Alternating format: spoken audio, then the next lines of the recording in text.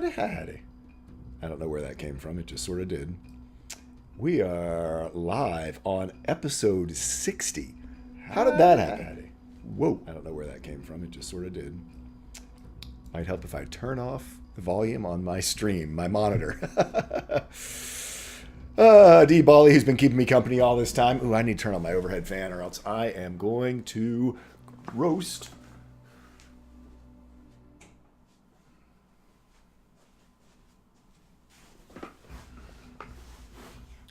There we go.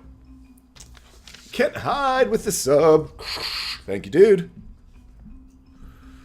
4 months. Look at that. I need to keep track of the number of subs that come in during the stream today so that I can add them into the donation pile. We've already got, quite a few already up there. So, hey, Wily Hobbit, how you doing? Good to see you. As you can see, these days we're up to $110 monthly in subscriptions, and that actually, it's $115 if you include Kent. So whichever ones come in later in the day, we will, or later on through the stream, we'll just add them on in. And so cool. We're starting to gather the group back in the back. We won't have a Bird versus Plane today as he's off at a wedding, and we won't have a tree-hugging druid today. But we will have the rest of the cast, and we've got a trap to get out of and things to do and stuff. So it should be a good old time. I'm looking forward to it, quite frankly. I think it's going to be a good episode. At least I hope so. I got some stuff in the hopper planned for these folks.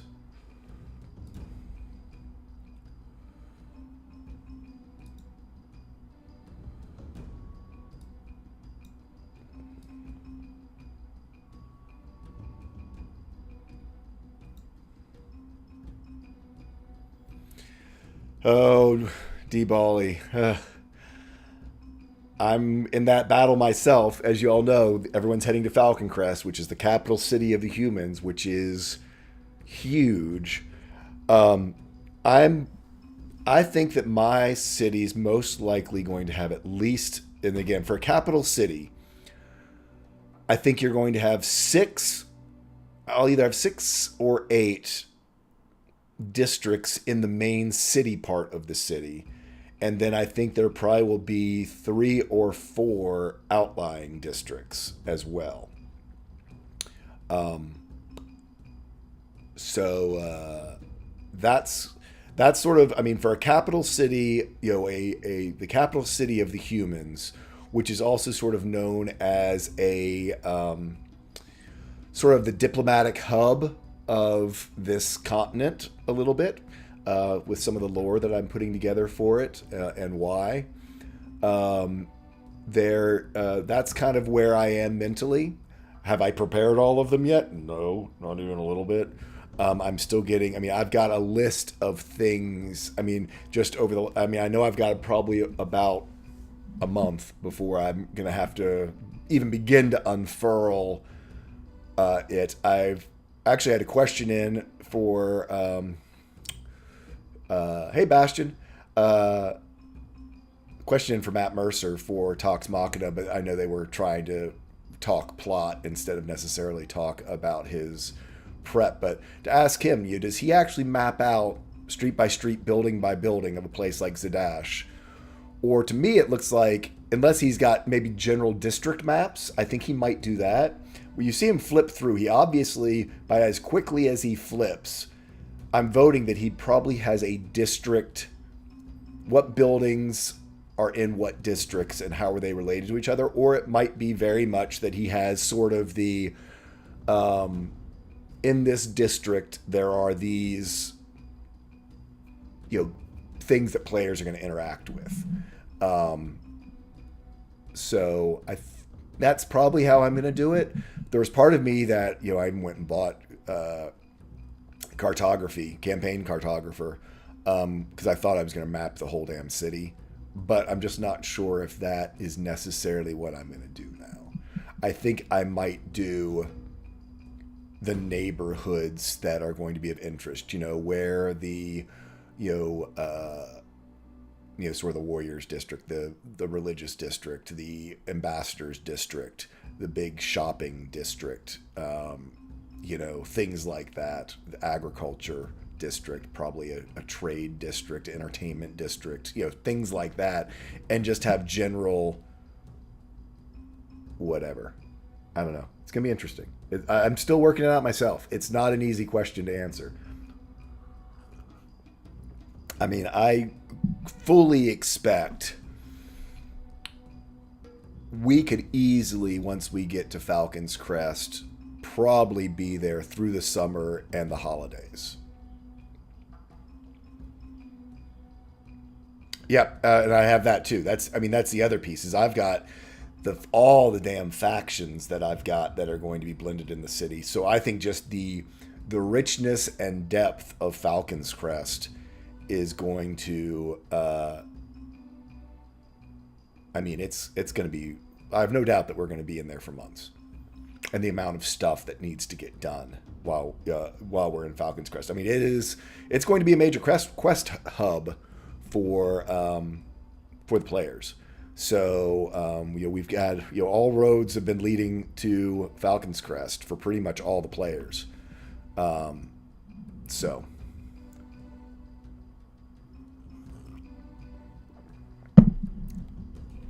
Yep, exactly. Yeah, what's an upper class house look like? What's a middle class house look like? And luckily in my city, that's going to be a little bit uniform. So it's gonna be interesting. No, yeah, I'm really, like I said, I've got just the list of, before the players start adding in their own, their own stuff and the things that they're going to want to do. And, it's D&D. So there's going to be, that's just the stuff that I kind of, have that they kind of know that they want to try to get taken care of there. Who knows what kind of trouble they're going to get into and what other things are going to happen and the way the story's going to unfold. There's lots of trouble, in any big city as well, especially for adventurers from, this is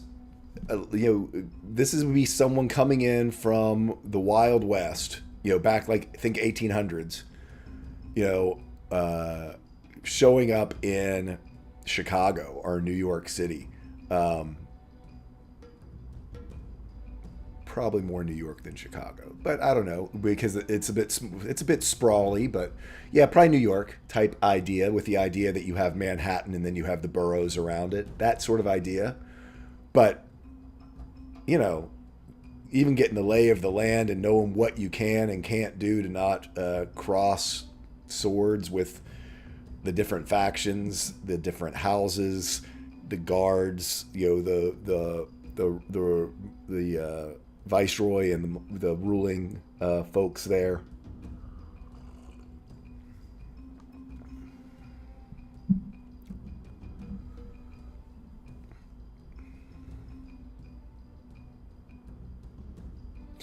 Yeah, actually, an interesting thing that I also saw someone posted just the other day. It was kind of cool. They did a map, and then put it in like in an isometric, and then made 3D some of the key places, the gates and stuff like that. I shared it on my Twitter, but everyone knows. I mean, if anyone follows me, I'm sorry, you know how much art I retweet, and I retweeted it because it was such a cool way to know the sort of street layout of the city, but not having to populate or be concerned about every single house. So we'll see. See how they're doing back in the green room. Wow, I am still only at 3 players. Wonder where the rest of my folks are.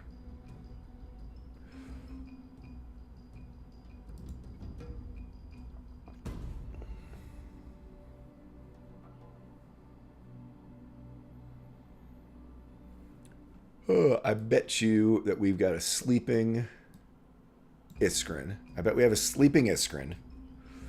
Um, Weird. Usually Danny's here early, so I'm strange that Danny's not here yet. Oh, there's Danny. Danny just popped in. So that's now we're to 4 players. Now we're just waiting on Iskarin. And who else am I missing?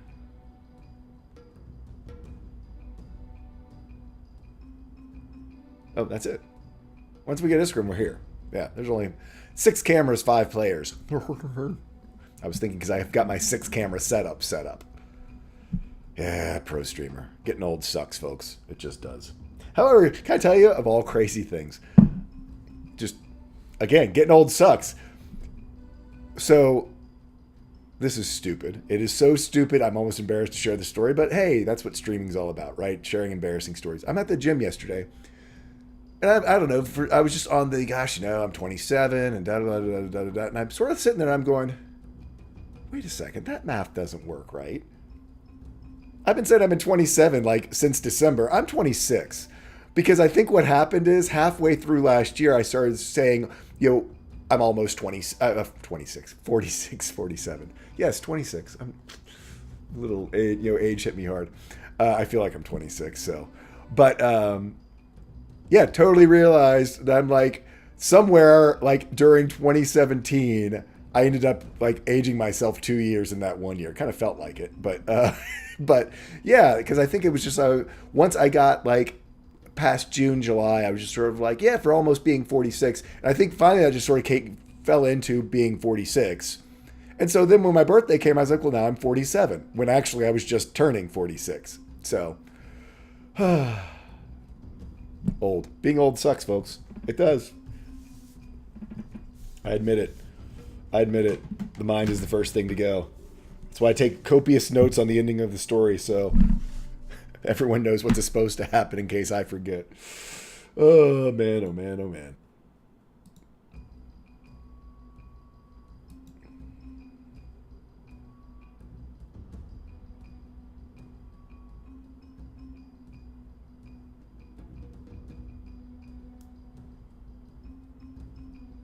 Oh, yeah, totally 26. I said 26 because truly in my brain, I really, truly in my brain thinks that I'm 26. That is just the reality of my life because, hey, you're as old as you feel, right? I play D&D on the weekends. I, go to the gym. I, show up all the real 26-year-olds at the gym.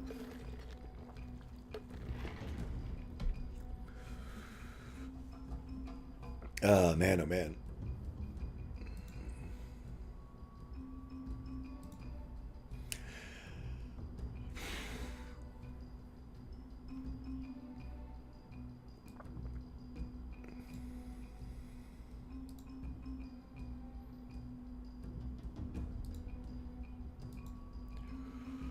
Let's see.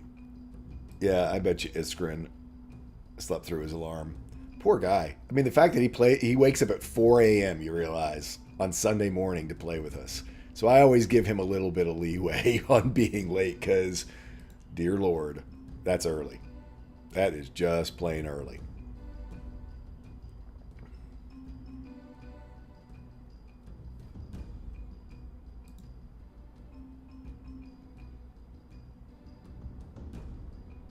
Yep, he sure is. Yep, Wiley, he sure is.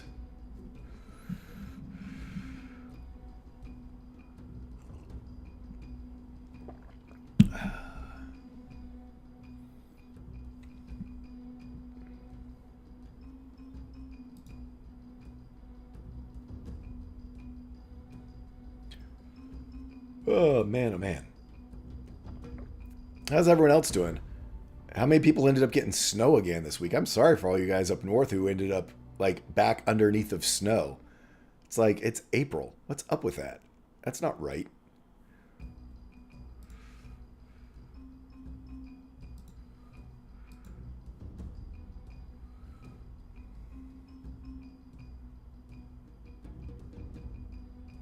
Oh, where are you in Ohio, Wiley?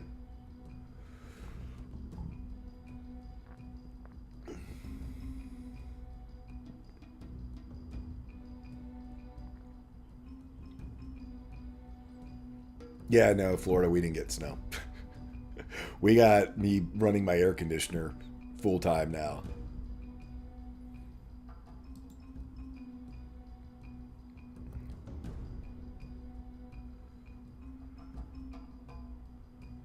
Oh, where are you, Calamity? Nice, Wiley.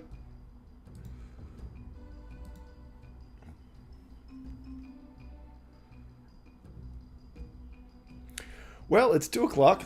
I'm going to let these folks know we're going to go ahead and go live. And when Iskren gets here, Iskren gets here. I think we'll go ahead and go live and let Iskren jump in when he gets here. I'm betting it's the 4 a.m. wake up. He probably sleeping through his alarm, but he'll join us when he can get here.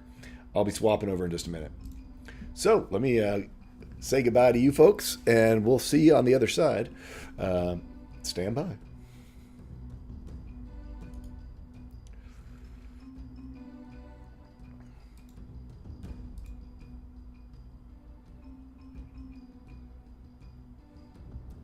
Yep, there we go.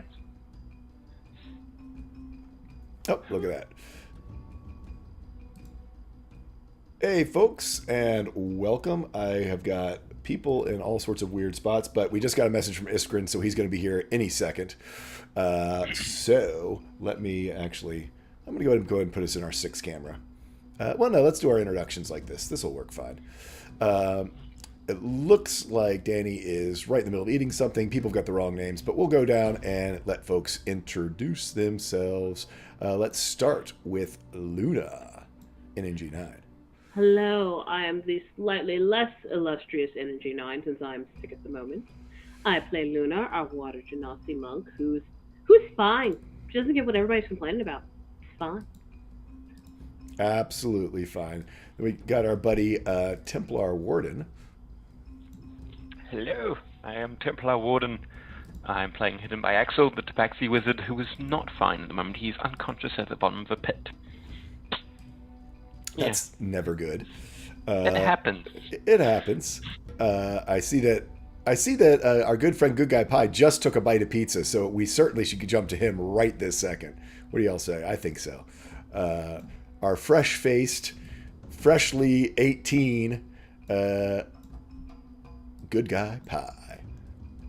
Oh, hello everyone. I'm Good Guy Pie, and it's good to be back after a week break of totally being sober. I'm sure that's exactly what that week was. Yes. Birthday weeks are always like that. Insight check. I'll use a nat 20 on that. Might be lying. So, as you heard, I'm back, and I will be playing Luck Goldheart, the human blood hunter, an adventurer extraordinaire, and young, fresh, and back in the saddle, I guess. There you go. Apparently, we're in a pit. Yeah, currently not back in the saddle. No one's in the saddle. Yeah, because, knocked off the saddle. Yeah. And then we have Tunarth, who is playing Kel the Wood Elf Druid, who's still pretty angsty about recent events. But in the meantime, there's immediate matters to be attended to, like making sure people don't die and we get out of this god-awful pit. That is true. As I said, we do not have our good friend Bird Nurse is playing today. He's off at a wedding, and Tree Hugging Druid is not able to join us today. But keep her in your thoughts and in your mind today as she's taking care of some stuff, and asked for just a shout out for folks to keep her, be thinking about her as she is not able to join us today. So, to do a little recap of what happened last time, or what's been going on, our party has been traversing through this trail, this smuggler's trail, known as Smuggler's Gambit. It is the shortcut between the town of East and the city of Falcon's Crest, the human capital, where many of our party seem to have their future point them in that direction.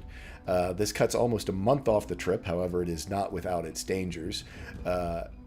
After meeting up with a guide to get them to the head of the trail, known as 1,000 Teeth, as he was a tabaxi who had been affected by a vice surge and his fur had been turned to teeth. They started on their way down through this narrow ravine and then slot canyon. Along the way, Axel finished his research on unlocking the first level of the life rune and brought to life a small twig. And not just a semblance of life like actual life. It resonated through the fabric of fate and left an indelible mark on the weave of life from the usage of this rune. He is also learned a little bit more about his magic as he leveled up to level 7 in the process of doing so. And is on his way with his new little buddy, his son, creation, Rayleigh. And so, they then headed down this slot canyon. Along the way, they found some washed out traps. Luck found some strange and interesting new plant life that he wasn't familiar with, but was somehow drawn to, perhaps to use in some of his new mutagens. And most importantly, at the end of the episode, while going up a ramp that seemed to very much be the end of this slot canyon and to take them out into a sort of new section of the trail, the stones opened up underneath of them and they fell 40 feet down, not just into a pit, but actually onto a steep ramp that had been created with sort of nodules and indents in it, especially for the purpose of breaking ankles and legs and debilitating people, to then slide down in a huge tangle of mounts and people to finally land at the bottom of this pit. And that is where our party lands. 2 of our party members, both Celia and Axel, were knocked unconscious during this process, and we will be picking up with them shortly. But first, let's let our buddy, Dragons or Cats, introduce himself bright and early. Thank you, my friend, as always, for your dedication to the campaign by waking up at heavens, dark 30. I love it so much, but it's an addiction. It's horrible, but I love it. Hi, everybody. I am Dragons and Cats. Am I coming through all right? Yeah, actually, you're sounding great. Yes. You got your sexy voice. Yes. And I'm playing Ishkrin, the Eladrin Warlock of the Frost Prince, and it's going to be a wonderful session where we're going to explore this nice pit we're in, and I need to mute a lot of tabs. Cool. There's a lot of binging in my ear right now. Oh, yes, you always got to love when everything starts alerting you. I had the same thing happen to me while I was getting set up. It's like, especially after just waking up. Yeah. So, let's dive into it then. As I said, the party, you find yourself deep at the bottom of this pit. It is about 40-foot walls from where you stand, sort of behind you, to your left and to your right. Ahead of you is a 45-degree ramp that... give me a second. Lawnmower outside my window. My lawn people are back on their Saturday schedule.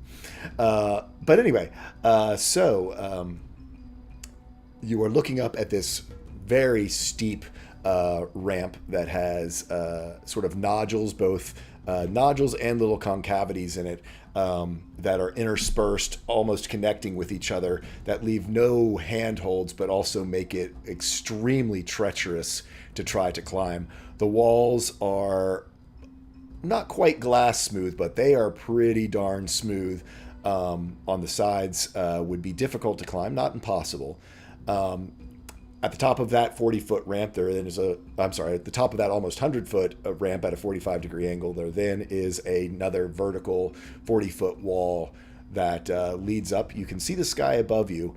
The walls on either side blend almost seamlessly into the walls of the ravine. There is no real pathway to either side of this pit. It almost, if you measured it by the sides, it would be hundreds of feet deep, because the real sides don't have anything to grab onto until all the way to the top of the ravine. Your best bets are behind you and in front of you up the long ramp.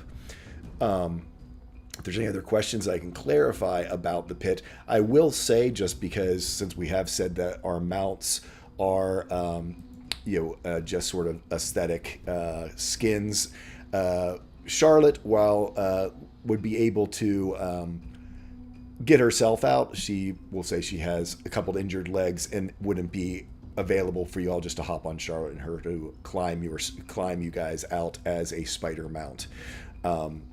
She is more of she's a crystal spider. She's not a great climber when it comes to very smooth surfaces. I think that's about it.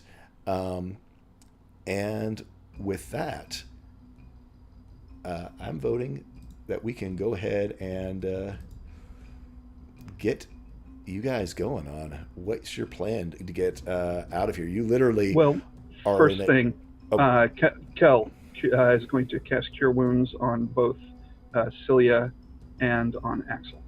Okay. So go ahead and roll those up.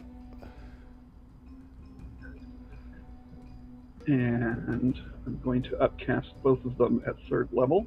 Okay. So this is Cilia. So good guy, you can put in 22 points of healing. Good guy will be driving Cilia today. And this is Axel. And Axel, you can put in, looks like it's going to be 13 points for you, Axel. Yeah, I'll give it in a moment. I have to refresh. No worries. Roll 20. So yeah, just as a note, Iska, Bird versus Plane had whispered me that he was using Roll20s for Iska when she fell. However, there was something weird with our Zoom chat, so they showed up in a weird way, and so I didn't see it. So Iska is at about half health, but originally when we left the end of the episode last time, we thought that Iska was down as well. Pretty much everyone's banged up to some level, but here you stand in the bottom of this pit. It's about a 20-foot by 20-foot square, which currently has 7 party members and 6 mounts all crammed into it. You are all but literally on top of each other as you are sort of navigating here. There's a small amount of water in the bottom of this. It is sort of slimy and stagnant, does not look healthy in any way, shape, or form. It's been down here for quite some time. And there are some, you can see sort of things that have gotten in here and possibly drowned or died in it. So there is, it's pretty fetid, what you are standing in. Probably any open wounds that you have down here, you're going to want to take care of, or at least get cleaned out as much as possible once you're out of this place.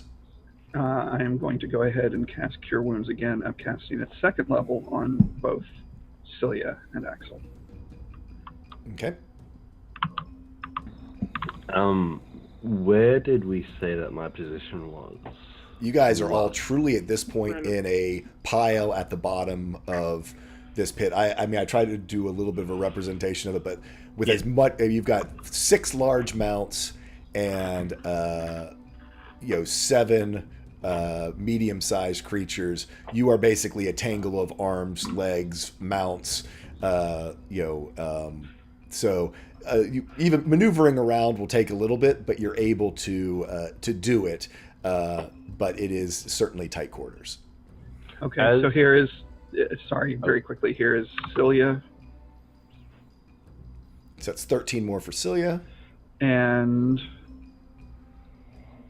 Axel. And that's another, looks like 12 for Axel.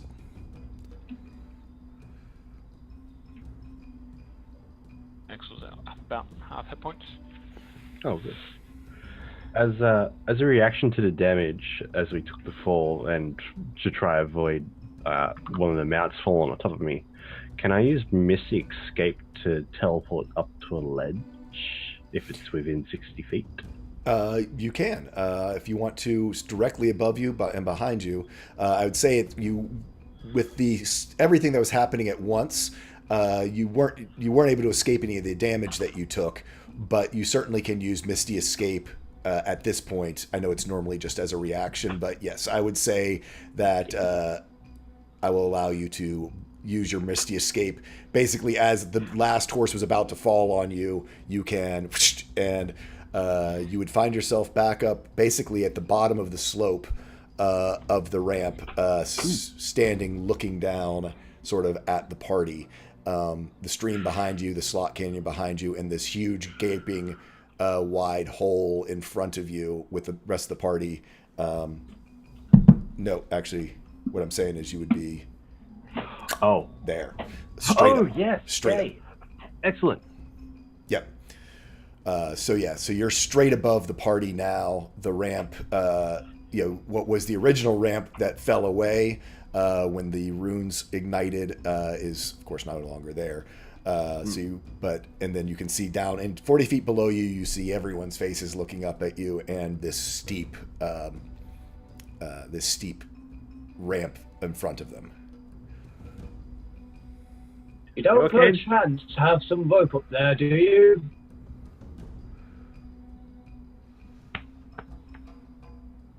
Got a close. Yes, I do. And he pulls out the long steel cable that was the 50-foot hemp rope that is now a steel cable. I've got steel cable. How strong are you? On a scale of 1 to 20. No. Not. Can wield a great sword. Let's see. I still need to put up my character sheet. I mean, it's how strong does Iskrin think he is? Yeah. Well, I'm no spring chicken, but I'm pretty good. As he yells back down. Just looking at spells that helped. Okay. Well, how are we gonna do this, guys? As he yells down. Are you alright down there? Kel, I can see he's... Kel, you're a lifesaver, to be honest, my friend. What are we gonna do? Well, Is there any place for you to secure the rope up there so that some of us can climb up and... Yeah, you'd have to do an investigation check. There's really, Yeah. I mean, most of this is smooth rock. It is, meant to be difficult to escape. You can, at this point, you can do an investigation check, but it's going to be tough to find anything. It's going to be more whether you make a bad choice than whether you find a good choice. Okay. Because I've got a lot of... I've got an idea. So I'm wondering, as I'm looking around, I want to try to find something like basically anything like a stump or a large outcropping of rock that's jutting out of the side, or something that's just in the bottom of this canyon. I mean, within 50 feet of where you are, it's really, there's limestone. It's really within 10 feet of you in order to be able to tie something off and reach down into the pit. There's really nothing. Now you could maybe go further back and find something, but at this point you've only got that amount of rope.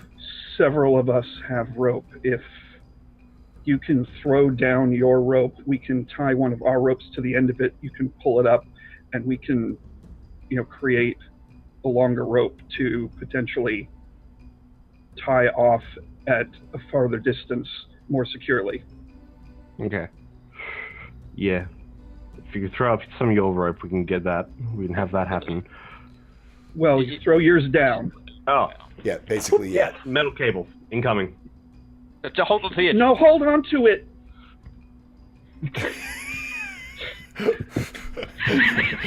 I've got to make you roll for that. Roll me a dexterity saving throw to see if you catch the end before the whole thing falls down. Oh no, he throws the whole thing down. No, Goosh. you port it. Oh, you're gonna port him? Yeah. I don't know what my port numbers are. You know, it's a 17 instead. You rolled a 17. A 17 plus. So we got a 20. 20. So yeah, so on a 20 you do snatch the end of it because Axel yells out to you at the last second as you're about to throw the whole thing, and you kind of scramble and grab it before the whole thing goes falling down there. So yes, I knew this was gonna happen. Iskrin. I love Iskrin. I'll let Kel, if you or whoever wants to, can do survival checks. But I'd say both Luck and Kel are very, being a miner. Actually, it might be probably. I'll give advantage to Luck as a miner, having to tie off ropes and extend them down mine shafts. Kel, you can also help out if you want to. Just roll a straight survival to maybe help out. As Luck, you'll have advantage on this. 25. So on a 25 for Luck, and even a 13. I mean, Kel, you start at it and you realize that you know sort of woodsman knots, but Luck knows miner knots. He's putting half sheep shank whatever's into these to make them so that they're they get tighter when they go instead of looser, etc. Axel wants to look at, firstly, how big are the dead creatures down here? You said there was a couple of corpses of things that might have fallen down? Literally, it's things that could sneak in through the cracks. So it's like rat-sized. It's tiny creatures, rat-sized things, bugs, things like that. It's not like it's any large sort of... there's not a mount down here rotting away. And can I see how the... let me hear that, Cal. Oh, sorry. Can I see how the can I see how the walls have been shaped? Does it look like they've been carved like this? Do me an Arcana check. I'm going to point you in the right direction because The shaped stone. Yeah. Hey. Absolutely, it is someone. Yeah, this was created by magical means. To make it so that the water, so it's not full of water, that the water's been diverted around it, so that it's these smooth walls that pretty much seamlessly blend in there. The fact that you were walking on stone and runes activated, this was definitely built by magic.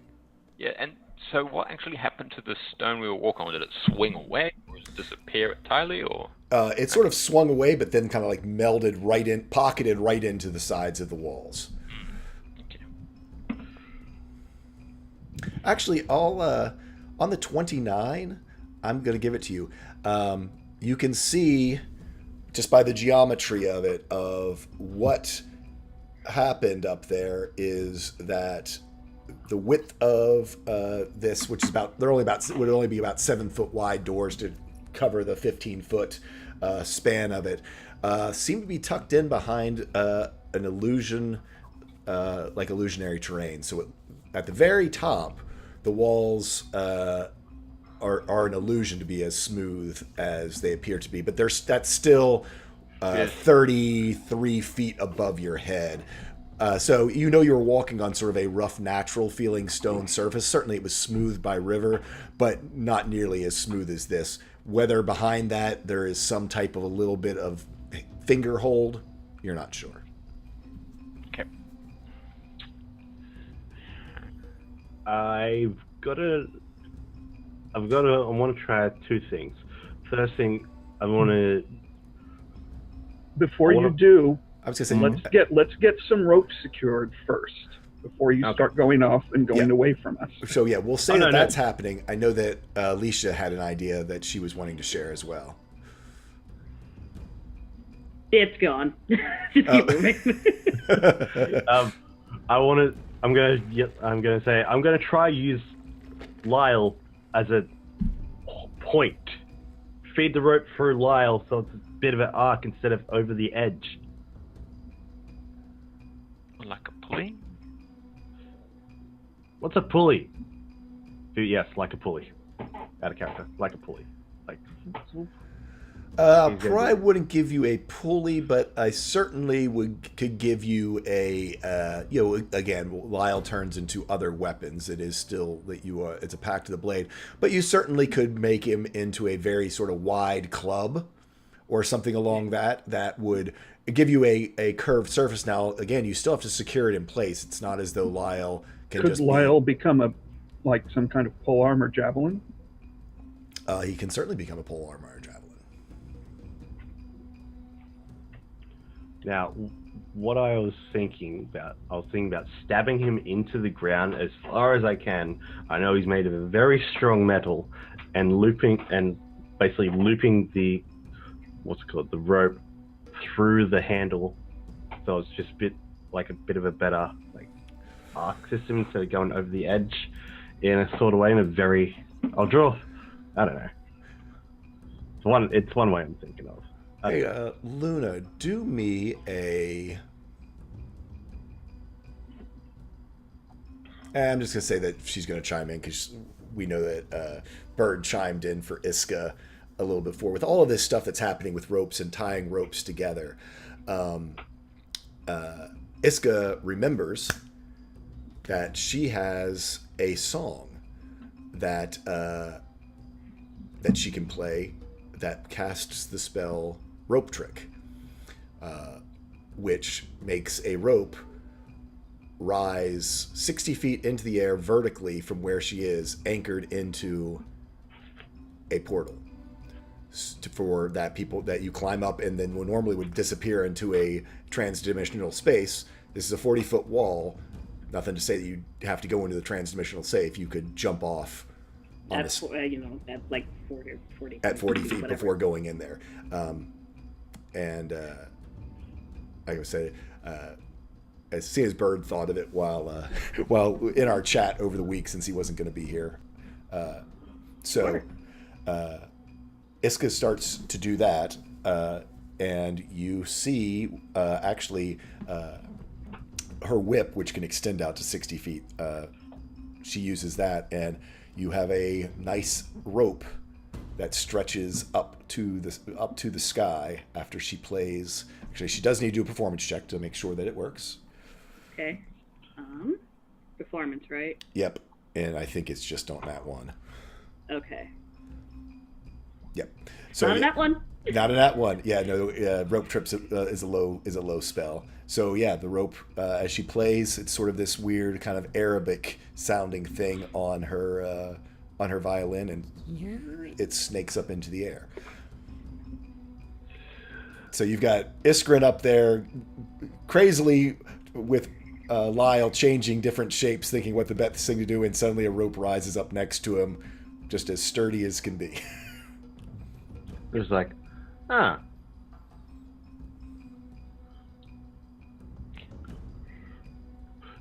Anyone gonna climb up? I mean, Luna will take the first shot at it. Luna, before you do, could you please put some of the mounts maybe in the ring? And Ishrin's going to throw down. That's what I was going to ask. Is the cat in the ring, or is the cat with the other people? I can't remember. Cat will be in the ring. Cat will be in the ring, so we can put one. From memory. Yep, cat went back in the ring. But yeah, you can certainly take the cat out. Yeah, I pull out the hibernation shard as well, and I throw that down to her. And I say, put one of them in this too. Ask nicely. Please and thank you. Better. Thank you, Luna. So actually, and just as a note for you, Luck, I used my 2 DM nat 20s for Grain, so that he and with his evasion feat, when he succeeds on a dexterity save, he takes no damage. So Grain is still with you. He's a little bit shaken, but he is not in bad places. So yes. Fine, guys. Okay. Which 2 mounts do we think need to go in here the most? Just remind me, Kel, doesn't Speak with Animals last an hour or something crazy like that? No, it only lasts 10 minutes. Oh, 10 minutes. So what probably it was already running, and it had already been going a while as we were trying to get everybody up the ramp. So yeah, you'd probably need to recast. after we fell, I would have talked to them just to calm them down so that they wouldn't panic and injure themselves and us. Yeah. We'll say that's probably passed. You can either try to do an animal handling check, or if you want to do speak with animals, I don't know where you are on spell slots. They sort of need to be convinced that to go into the rings because it's willingly. Right. So I'll go ahead and do that because I do have first level spell slots. It's first level spell, so I will cast speak with animals again on myself, and I won't put you on the spot. Yeah, no. I'm not doing 6 mount animals. To answer your question, Luna, certainly the biggest mount down here is Kent, the Caragor, is a very large mount. As far as nimbleness goes, certainly, I wanted to call him Justice. It's not Justice. Mighty is nimble, but also a very large mount. You then have, again, the Chocobo. I mean, pretty much before all said and done, other than Charlotte, who can probably limp her way out, pretty much everyone's going to need to go in there. Or you can certainly, Charlotte can go in as well. You have 6 mounts that you need to get out, and you've got 3 slots if you pull the cat out. So. Sure. Okay. Well, but don't they need to recharge? The shard will need to recharge. So yes. So you have 5. You have 5 immediate slots. I got to remember the rule on the shard. Is it 1 time or after 2 times? It's after 1 time it recharges, isn't it? After every time. Yeah. Shard. It's every time it needs to. So yes. So you actually have 5 slots. So yes, Charlotte can climb her way out, but she just can't carry anyone with her. Sure. Okay. So Charlotte will be out. So I'll talk to Charlotte and have her ask her to go up. Yeah, with the ropes there, she's able to sort of limp her way up between the rope trick rope and the other. Actually, I guess she's pretty heavy, so we'll say with the rope trick rope and her natural ability, Charlotte is able to climb herself out.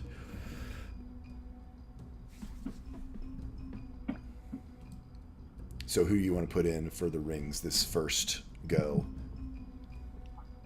I think Kent should go first in one of those spots. Okay. And probably, how injured are the mounts? The mounts are shaken up. None of them seem to be, they are bruised up. They are banged up. None of them seem to be hobbled at this point. I actually did some rolls to check. Except Charlotte. Except for Charlotte. And again, just that was for story reasons that right. she is. But yeah, for the most, and again, she's able to walk. None of them have are completely broken, so to speak, or in dire need of attention. It is just that they're shaken, they're bruised. They might have a slow day or two. The next couple of days. But other than that, they're doing all right, all things considered. Having them be unique mounts probably helped some in this situation. I would suggest then probably Carrot and the Chocobo.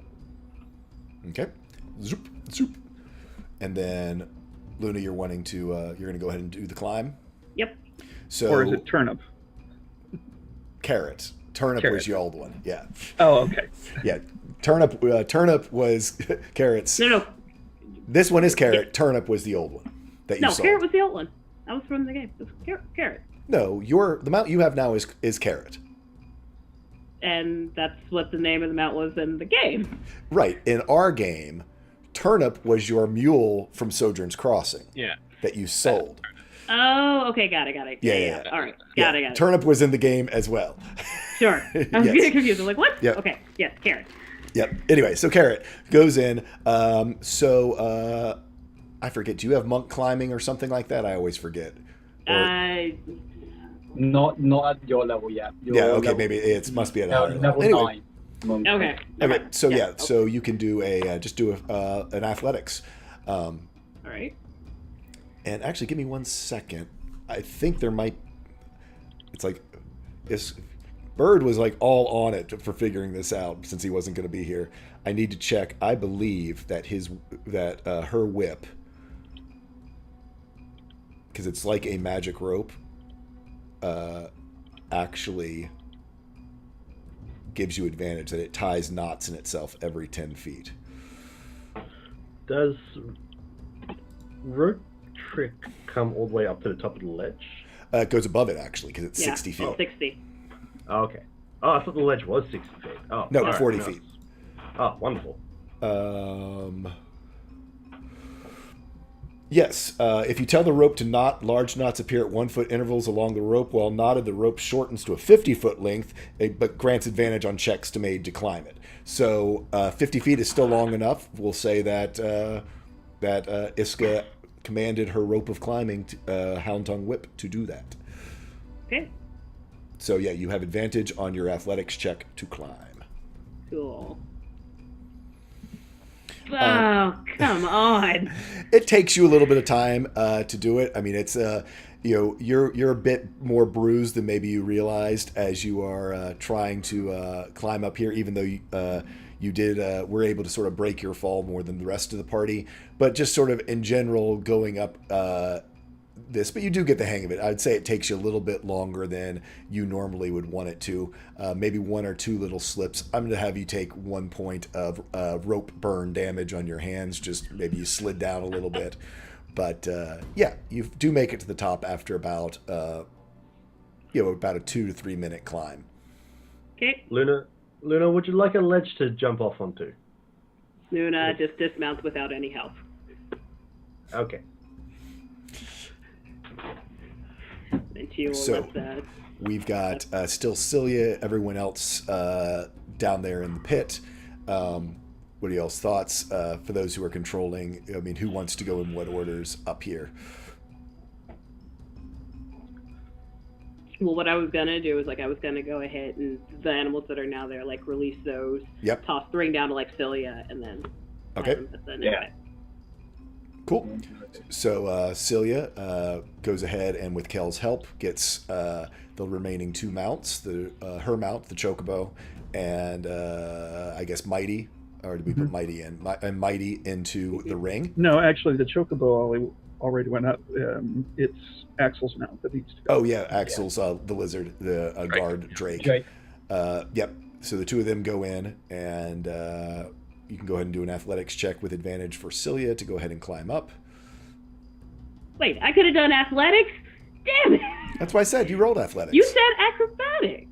No. No, you rolled Rolled athletics. You You rolled probably wanted athletics. to do athletics. No, I'm sorry. I can't hear. My head's full of cotton. My bad. That's fine. Yeah, no, I would assume that you being a Dex monk. So actually, Celia, having just literally come back from being unconscious, she sort of falls back down, says, "Hey, I need to rest a second," and is not able to get up the rope right at this time. We'll go ahead and say, Celia, want to go next? Axel, you want to go next?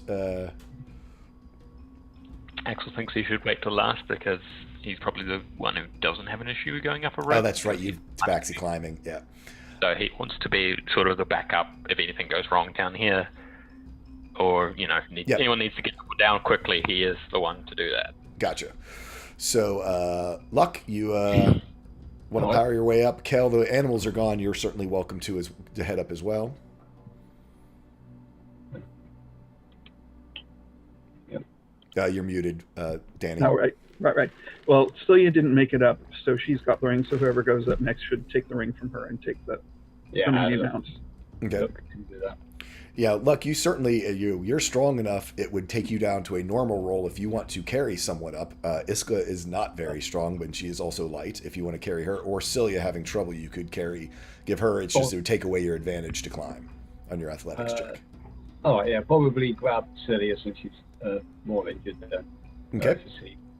So yeah, if you want to do that and carry Cilia up, you can just roll it flat out. So on a 16, yep, even with Cilia sort of on your back, you are able to shimmy up the rope actually quite quickly and get yourself, Cilia, and the ring up to the top.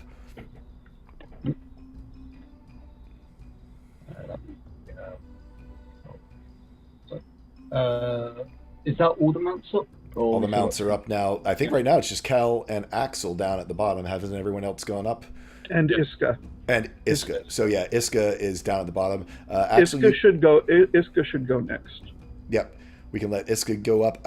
In Axel, same thing. With your climbing, I would let you assist Iska if you would like to, and basically that you carry Iska up, or you can have Iska give it a try, and if you need to carry her, then you can. Maybe we'll do that. Let's go ahead and roll out athletics for Iska. Yeah, see she'll how she try does. first. Okay. It's not something immediately comes to mind for Axel carrying people. It's not that strong. You're a wizard. Aren't you supposed to have like... She's fine. Yeah, believe it or not, Iska, back her upbringing at Highmount, she was been up plenty of rope swings and that type of stuff out over the river bend, and yeah, she gets herself right up there, no problem. So then Axel and Kel, if you guys want to just go ahead and roll to get yourself to the top.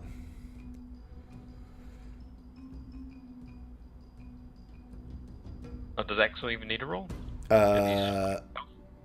Actually, yeah, with your climbing, with your tabaxi climbing, and that there's a rope there, yeah, never mind, you can move, you climb at your same speed. Kel, yeah, you do make it up. It just takes a little bit of time as you go up. Iska, basically gathers back up the Houndtum whip and finishes off the spell for rope trick, and you guys are up at the top now of the trap, of this pit trap, but you are now looking out in front of you at this giant, basically open pit in front of you, with what seems to be the only way to go, as what do you guys want to do? You've got this, still have this huge, giant, open, almost 150 foot long pit, or 100 and I forget exactly how the math worked out, but over 100 foot long pit in front of you. But you do have your mounts out. You guys are out of it, so that's the good news. So the top of the ramp, where the upper part of this is that even with the top of the canyon we've been going through? No, it is not. There's still above, even there's still about another 70 to 80 feet of canyon wall above that.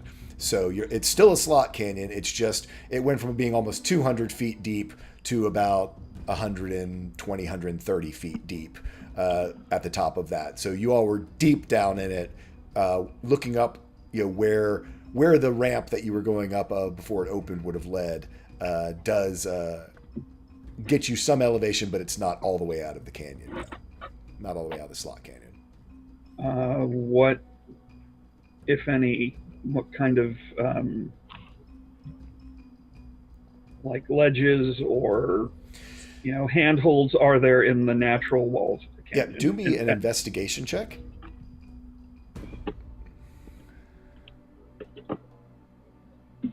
Can I see if there's any lingering magic on the side of the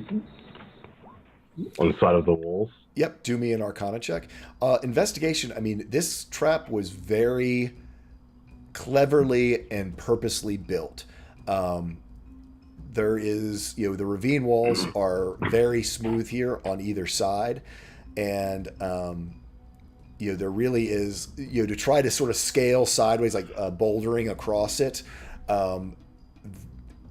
It's not impossible, but it would be incredibly difficult to try to do for the length of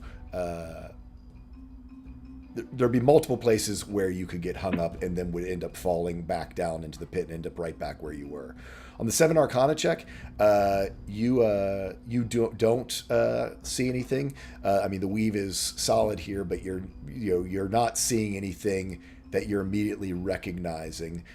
Axel, as I said before, on your nat 20, you do sort of see that there is a little bit of an illusionary pocket on one side. I mean, that is, hallucinatory trained. You don't know that spell yet, but that's the idea, is that there is certainly somewhere where the door's pocketed into, because there's no evidence of them now.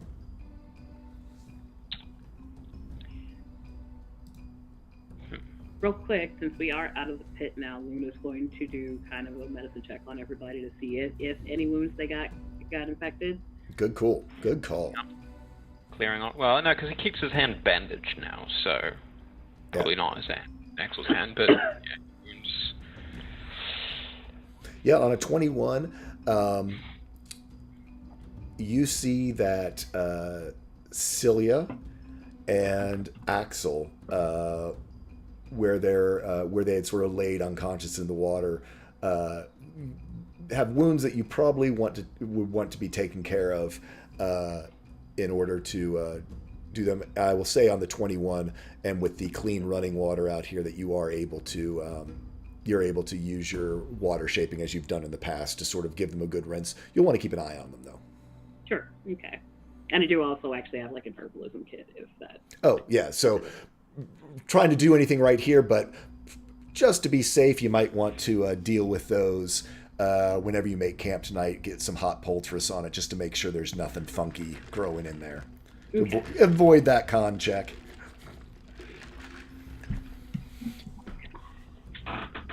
So what are we going to do now? We need to keep moving. We need to. We could shatter the stone at the very opposite end. But we still have to get to the opposite end anyway, even if we shatter it. Sure. Because somebody's going to come looking to check this at some point, and probably don't want to be here when that happens. Yeah, true. You want to keep moving. I don't know if this resets itself or it has to be reset. And there's clearly a spellcaster has set this up, and again, we don't want to mess with whoever's around. I'm going to look at Axel and be like, I wonder if we can create our own handholds. And I'm going to hold my hand out, use Eldritch Blast, and try to make a break in the stone. Left side or right side? Well, because I got two beams, both sides. On the left side, it hits the Sylvan Stone and has all but no effect. It all but seems to absorb into the Sylvan Stone. On the Limestone side, it does make an effect, but it's almost like chalk. It's not like it is a nice pockmark. It's kind of like it sort of shatters and crumbles and basically leaves almost the same type of surface. Okay. Can I look down into the smooth stone of the trap and take a couple of shots at the ramp down in there? I mean, you can see that it's basically made out of Sylvan Stone as well. Oh, okay. Yeah, I mean, you're welcome to take a couple shots, but you can, yeah, choo, and they have some effect, but it would take a long time to deal with those. Charlotte was able to climb up out of the pit on her own. Yes. Correct? And as long as she's not mounted, she could potentially get herself up across the wall to the other side. Certainly. And since she is capable of carrying Iska, she should be capable of dragging a rope behind her if we attach it to her. In her current condition, I'm gonna go with the remember these are cosmetic mounts piece. I know it makes sense as a spider that yes, that would work, but since these are cosmetic mounts, I'm going to, with that amount of rope behind her in her injuries as such as they are, it could become dangerous for her. I'll We would put it that also way. It could put her. It could put Charlotte at risk. Yeah. And she's not going to do that with the baby. And she does have a baby. It's about 120, 30 feet, 130 feet or so across the gap. Yeah. Then we would have to go up as well. We need both to go across and up. Cross and up. Yeah, angle. Yeah, the angle, 130 feet at the angle. So that's You across, 70 up. So If I used the spell slots to heal Charlotte, so she was no longer injured. We still have to get our mounts across, and we have used the shards at this point. Do we also have to be able to The get shard has it back? been used, yeah. And you have to somehow throw it back across this big gap. Yeah, that's the biggest issue, is getting the boat back across. We could get a spider to get across there, and like it could drag it up, but they would have no way of tying because it's a spider. That's our big issue there. it's true as well. We could get the rope across, definitely with a spider, but she would not be able to tie it. It's very true. So I've been thinking about this all week. I'm going to start with Axel because I've been trying to think what's a deductive reasoning roll. No, I've got a couple of these. Yeah. Well, if you still got suggestions, if y'all get caught, I've got a roll that I want you to make for deductive reasoning. All right. Okay, so I like the plan. I do have a pickaxe here. It's a war pick, but it still has the same. It is a pickaxe, that's true. And it does force damage. So, is the rope still there that I can climb back down? Just checking on this. I said that Iska had dispelled the spell, but now you've got plenty of people up here to hold a rope if you wanted to climb back down, just a normal rope. I would like to try and I would like to climb back down. Try to at least. Sure. And I would like to take the pick and hit into the Sylvan Stone, or see if I can cause any real damage to it. Okay, do me an attack roll. All right.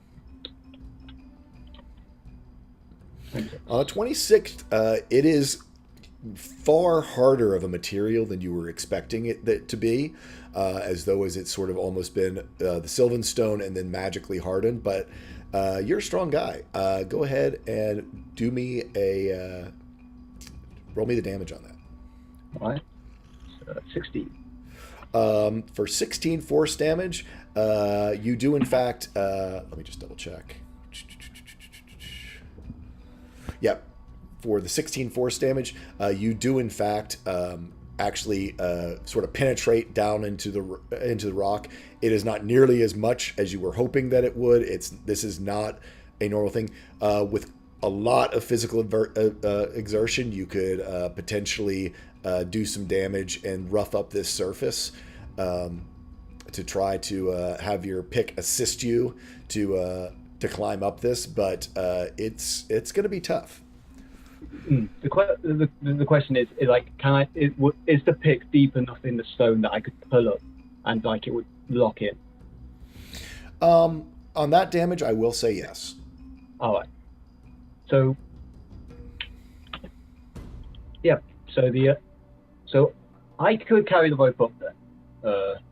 The biggest issue would be me climbing the side. It's true. You've still got to get 40-foot climb on the far side.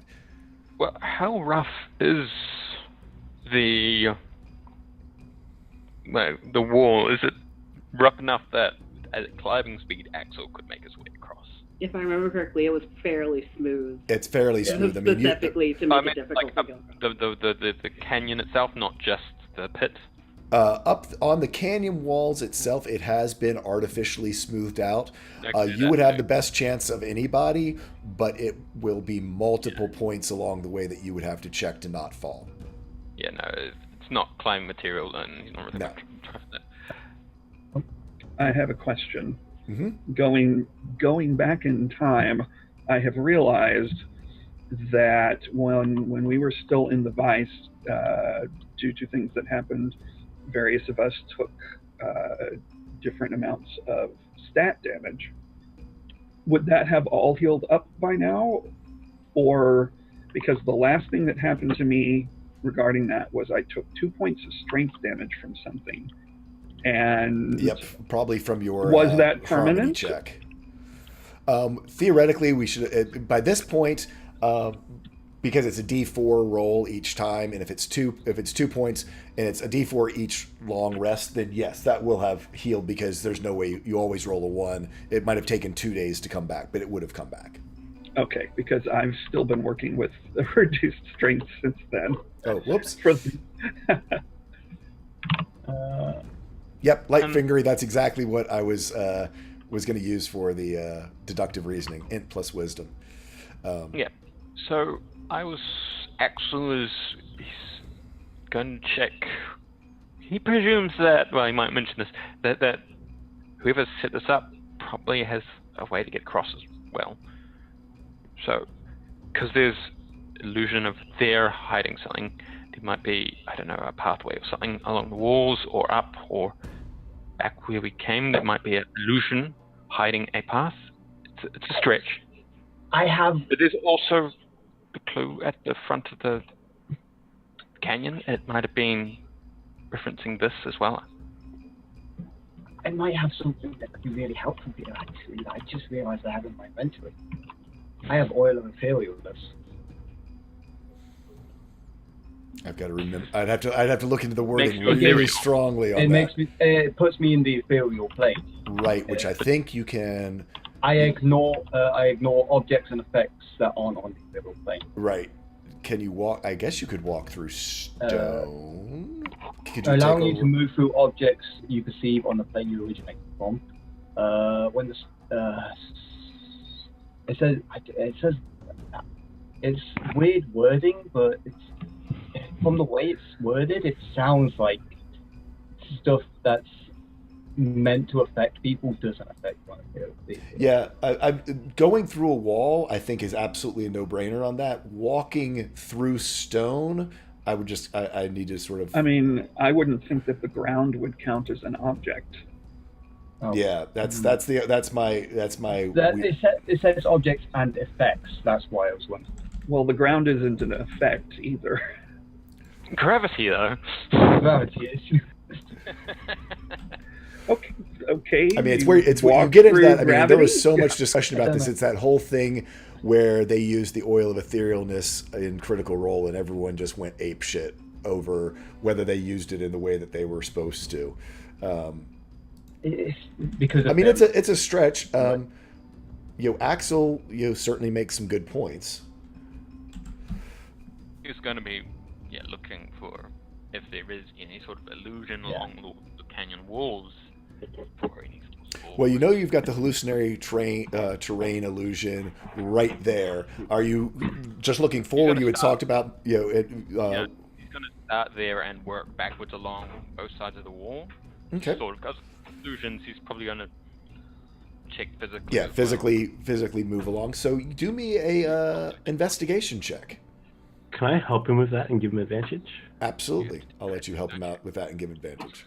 So Iskrin helps out using his weave sight to sort of keep an eye out where it might not have been as obvious before. Yeah, on an 18, you don't see anything right ahead of you, but about 10 to 15 yards back on what would have been the right side of the canyon, the midnight wheeled side of the canyon, you find an illusion. The rock there, your hand just pushes right through it. Yeah, he's got to let everyone know that he's having an illusion. I think, I don't know what it is, but and he's just going to look through first.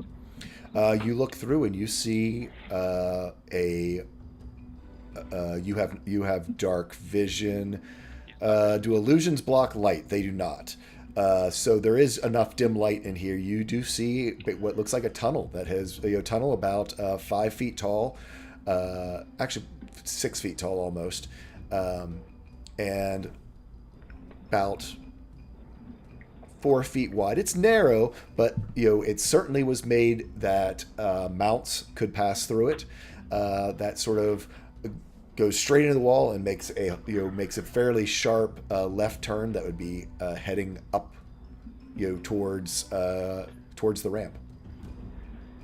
I think I found the road around. And he sort of gathers everyone over. So it looks like it goes and then up. So it might go around. Don't know what's in there though. They might have put traps in there as well. And yeah, but we can fit in there with the mounts. It'll be a bit squeezed, but we can. Do you want someone to go through first? Maybe. I'd probably suggest Celia for trap checking. Okay. Makes sense. So you guys, so whoever is controlling Celia can certainly check for traps. Would be It's investigation. investigation. On an 18, basically, she just sort of carefully goes in with her night vision. She is able to see fairly well. She does almost immediately find a tripwire of similar fashion as the tripwire for the net trap that you had seen earlier. And on the 18, I will also say she finds some markings, arcane markings that she does not recognize.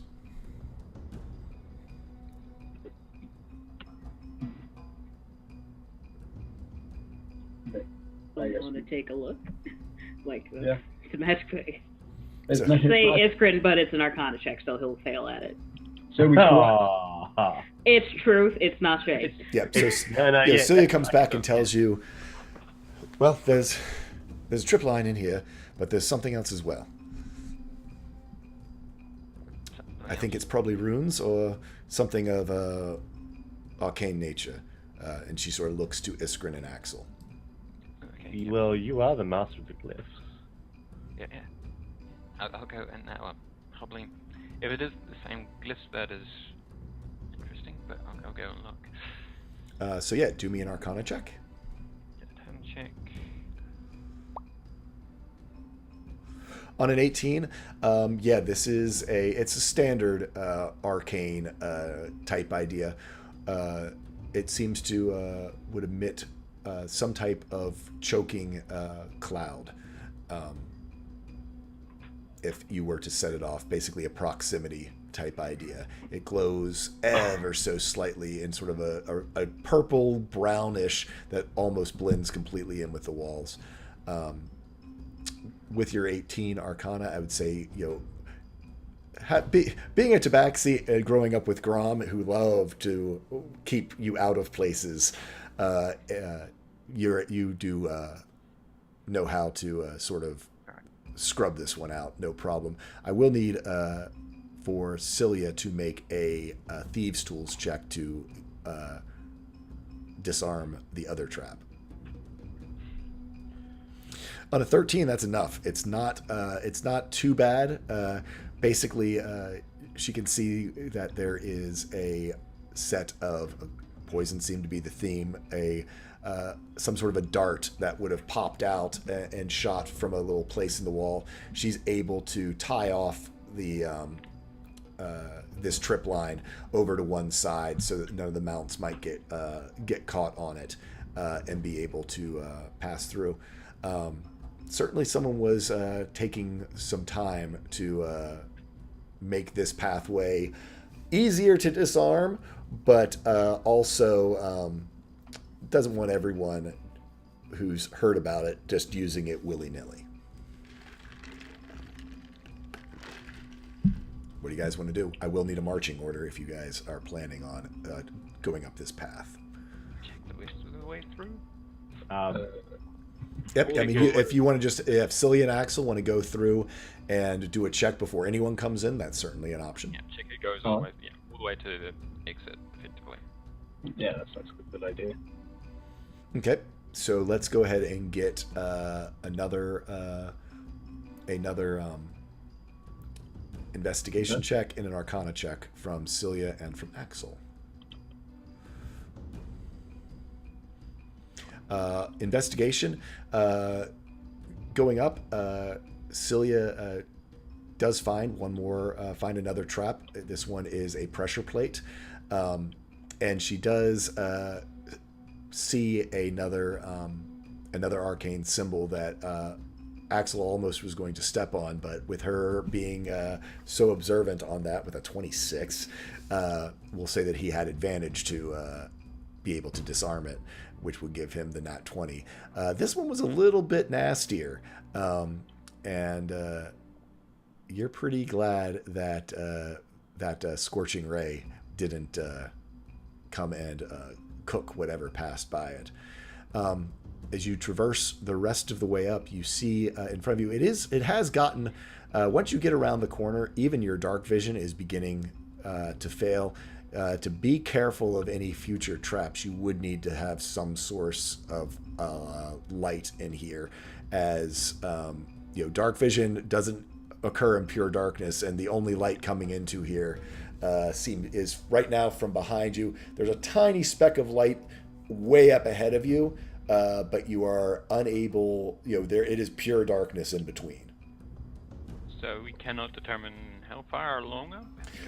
Seems to be about 130 feet long, that you can see just the slightest dim glow up in the distance. Just your intelligence is high enough. It certainly does seem like this is the bypass path to get around the trap. So he's just going to cast light on one of his trinkets, so it illuminates the passage fully. Yep. So it illuminates the passage. You all are able to traverse further up there. If I can just get one more investigation check.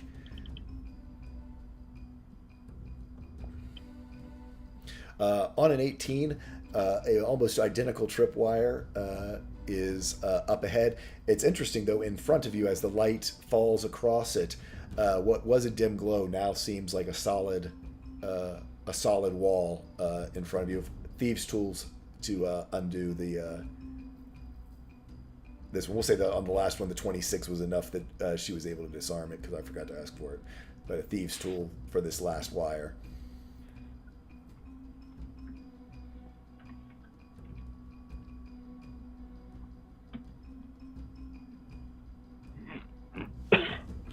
Another 18. Yep, this is now she's kind of got this guy's modus operandi here. She does not see any other arcane symbols here, but you guys are both faced with sort of a blank wall in front of you. When the light is shining upon it, it seems like stone and a blank wall. You're muted. Just giving it a gentle push doesn't... It's an illusion. It's just that because before light was passing through it from the outside, now that you've got light casting on it, it looks to be solid, but it seems to be the same type of illusion as you had, as that was at the bottom. Alright. So Axel poke his head out. You find yourself looking out at a ledge high above a canyon that stretches off to the south, much wider than the slot canyon that you were in before. Different canyon, same canyon? It is different geographically speaking. I'm just saying that you're basically just sticking her out and head out and taking a look. If you want to really go out there and take a look around what is around this ledge, if you can't see anyone or anything out there. Yeah, it doesn't see anyone. It seems like it's a sort of an empty ledge about 25 feet wide. There is water sort of puddled in it from the recent storms. That seems to be what was sort of leaking down and keeping everything slick down the ramp off to your left. Straight ahead of you is, you see sort of this edge of this ledge. Just from quick calculations, it's probably about a 70 to 80 foot drop down to what would be the canyon in front of you's floor. So I'm high up now. You're high up. Yeah. So he's gonna, step out, look around, see. There's no path down from here. Okay, so you step out, and now that you're actually fully out, you're on a ledge. It's about 25 feet wide, like I said. Makes a shallow pool of water that's been trickling down. canyon floor is about 70 to 80 feet below you. As you sort of look behind you, you see that the walls of the canyon also still extend about 70 or 80 feet above you. So you're sort of have entered out like sort of like in the middle of a cliff face. As you look down to the south, you see that the walls of this canyon have become much wider than the slot canyon that you were in before. Still sylvan stone on the left side and sort of the limestone on the right. The canyon is about 60 feet wide here, and you can sort of see that runoff stream sort of takes a meandering, about 10 to 15 foot wide path down the center of it. Mainly river rock, a lot more sort of sand though, right up against the edge of the walls. So doesn't look like it when it floods, sort of completely floods in the deep manner of the ravine that in Slot Canyon that you've just come out of. You can see on the left side, the Sylvanstone side, it seemed to be there's like lots more alcoves. It's a much more irregular sort of cliff face, as though the canyon sort of goes off into sort of tributaries down different ways. Water doesn't run down them, but it's not sort of like that real even walls that you've been dealing with before. There's just lots more sort of alcoves and little nooks in them. On the right side, where before you had seen the trees of the Midnight Weald basically coming right up to the edge of the canyon, they do seem to be receded back. You can still, their boughs sort of cover out over the canyon, but it's not like literally that their trunks are right on the edge of the canyon. Basically, if you look down, you can sort of see where the water bubbles up from the stream where it had been diverted around the trap.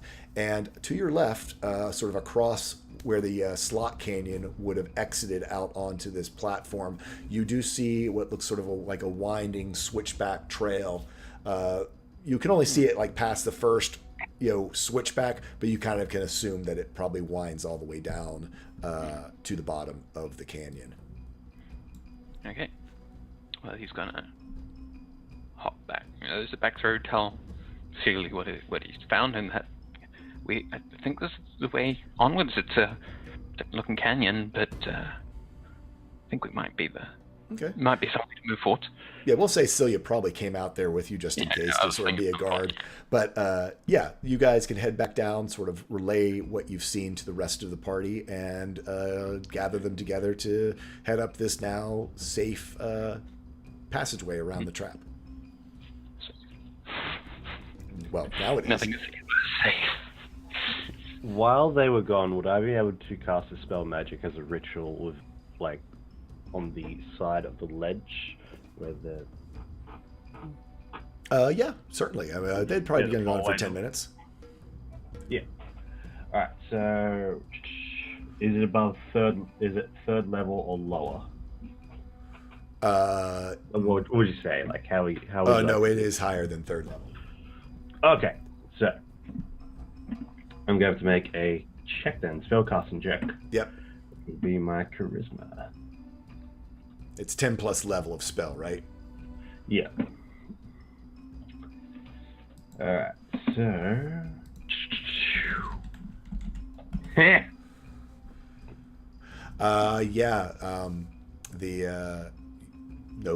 no effect. Fair enough. It's like, we can't just leave this here for more people to fall into. Go ahead and do me an Arcana check while you're there. Arcana!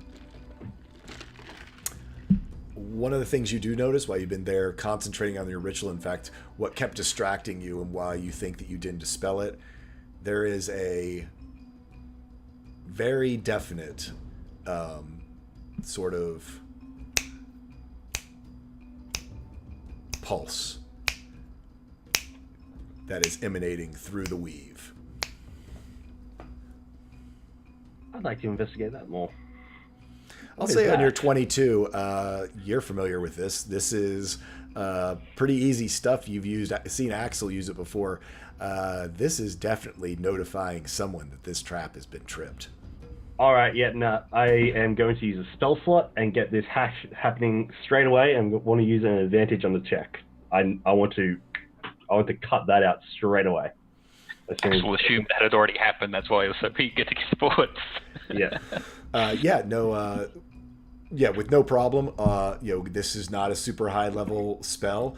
It dispels out and the pulsing stops. I then turn to everyone and say, we should move. Someone's been alerted to this trap going on. Someone knows. Well, of course they would. Oh yeah, but now they know instantly. I So wouldn't be what surprised. you did didn't matter. Cuts the signal. We will go Could when mean- Celia and Axel return.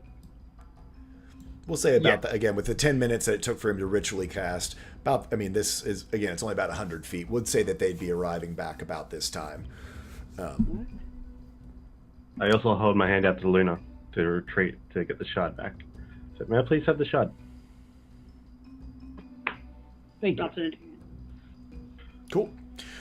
So I assume you guys gather together. I'm not going to bother with the marching order since you all have already done the scouting of this trap. You guys all arrive up on the ledge as I described, looking down on the canyon. I'm assuming you guys are going to start heading down the path, or unless you guys want to do anything up here. You can see, very much, how this is designed is if you were looking backwards at this pathway, it just looked like this ledge just sort of peters out. But in fact, with a little bit of poking and prodding, you would find yourself able to pass through the wall and down the pathway. You guys start making your way down. Downtown. Are we homebound? You know it. We should probably be extra vigilant because not only will someone have been notified, as Iskrin said, but the people who were notified presumably also now know that somebody stopped the notification before they did. What? Well, I presume whoever is being notified would come and reset, the trap and reset the alarm notification. And since the alarm notification was stopped before whoever set this trap got here, they now know that somebody who is capable of, some level of magical skill was here. Yeah, makes sense. And there's a lot of places for people to hide in the canyon going forward, so probably want to... So let's all be on the alert more than we have been. Okay. So with that, for whoever would like to, you all can make perception checks. We want to find a place to make a wreckage, recover, heal up maybe. So if anything does happen, we are ready. Okay. We could try and find a place to hide. I think we should move further away from the area before we do that. Yes. Agree. Definitely.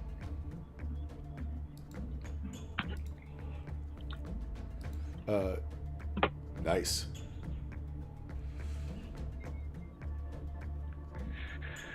If everyone has done what they want to do, Axel, with that very much in your mind, as you are going down the switchback paths, from the sort of elevated heights, after about 3 switchbacks, you're still about 30 feet above, but you're able to sort of look across sort of the sandy bank here.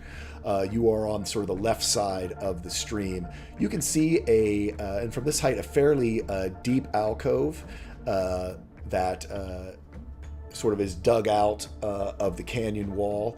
It is open to the sky. I mean, it's not a cave. It's just sort of an alcove in this. There are some boulders sort of kind of at the mouth of it, fairly large.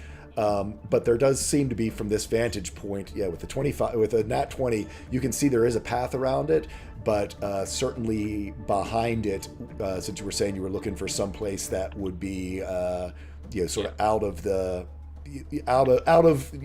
you're not just sitting in the middle of the canyon.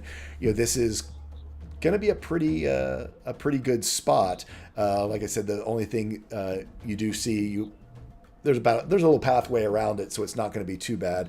But there are some sort of large boulders that are there in front of it. This is probably about, we'll say 80 yards, 90 yards. So I mean, you're getting the general impression of it. I mean, you can't get small details from it, but you can sort of get the general layout of this alcove. Probably about 30 feet by 40 feet type idea, almost like a little kidney shape, kind of in the wall. You will let the other. There's this place over there that we might be able to. It's on a little bit. We might be able to stop there.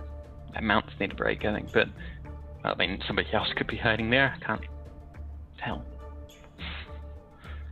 We will go as you suggest. That's crazy. All right. That's cool.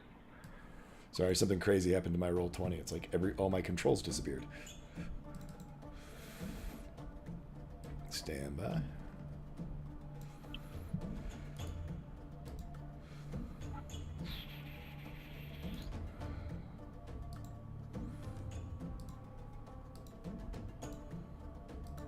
You know what? I'm gonna do it anyway. Your controls altered themselves by deletion, did they? You are a horrible, horrible person. You are a horrible, horrible person. Part of the week. Oh my God, you are a horrible person. We can't even take you anywhere. Not anywhere.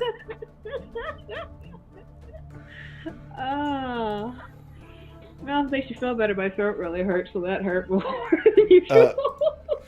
Alicia, high five from across the globe. Yay!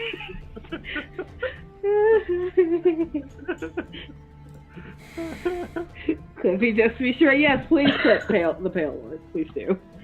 So, yeah, you guys start heading over. What's y'all's plan? I mean, you see that alcove. Otherwise, the river winds further.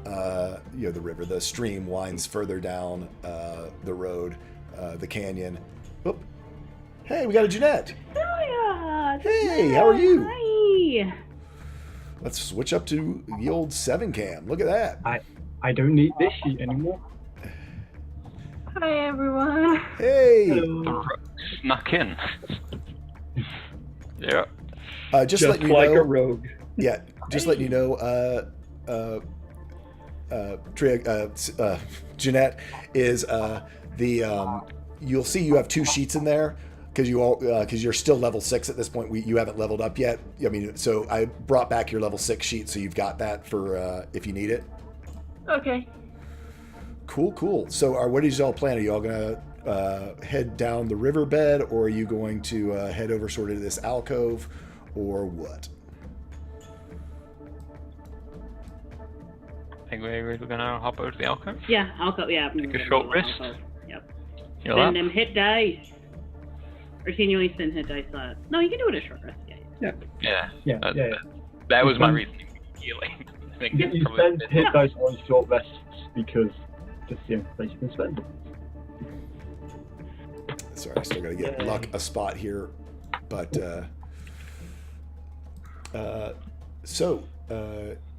you guys head over towards there. The boulders sort of make up this little bit of a wall that you're there. You all heading around behind it into the area, and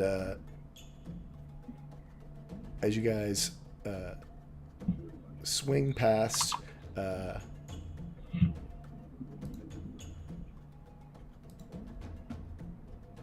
You head into this alcove, and Axel, as you've been sort of hyper aware and we're heading towards this place, you see one of the boulders move, and I need everybody to roll initiative. Roll initiative. You suck. Yay! I did warn you that it was also a good hiding place for somebody else. But Yeah? it was a bold step. Always a good. I forgot to select my token. Yeah. Question. Last week, did you have any of my potions prepped? I did not mention them, so I'd say whatever you had prepped prior is because we didn't. Whatever you had prepped. Potency is prepped. Yep. Okay. That's a really nice canyon map. Dude, isn't it? I found it. I was super happy when I found it. Really good.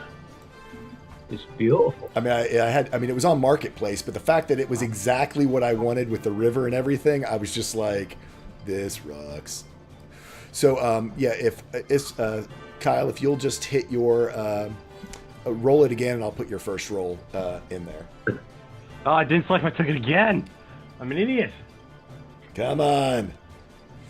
All right, I'm there finally. Okay, and so which was your result? It was 22. Yeah. I should know this. I do this every week for my players. I remind them to click their tokens, but I don't do it myself. It's easy to forget. Oh, yeah. Oh, yeah. So, let's get these in descending order. I will say, you guys are welcome to get yourself into what order you would have been going in. Axel, I do think that you probably were leading the way because you were, with what you were saying. I'm assuming sort of fairly. I tried to put you all in kind of your normal order, unless people are unhappy with it.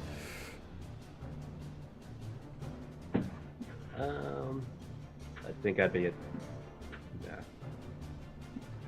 The I formation.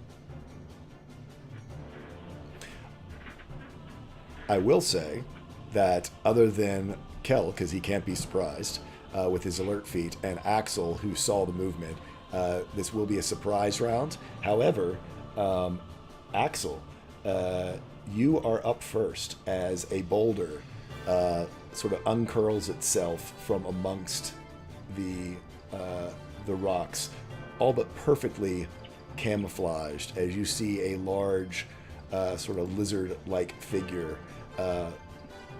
moving within these rocks. In case y'all can't see it. Bloop. That's him right there. Ooh, he's really good. Does it appear to be making any aggressive motions, or is it?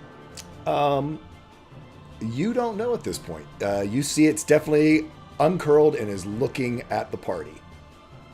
It is, lizard-like, big teeth, kind of looks like a highly camouflaged crocodile.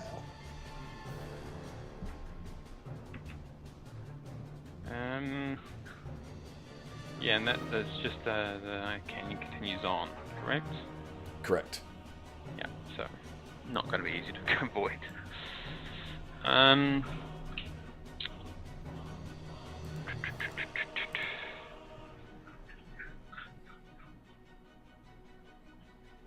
He is going to cast Firebolt just in front of it, try and ward it off. Okay. Just the square. Yeah. Go ahead and do so. Fire. Bang!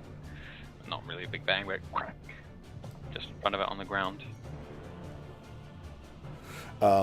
You see it sort of recoils back from that, but then hisses back at you and the party. It's potentially was napping or laying in ambush. You can't quite decide. Kel, you are up next. What's an enemy?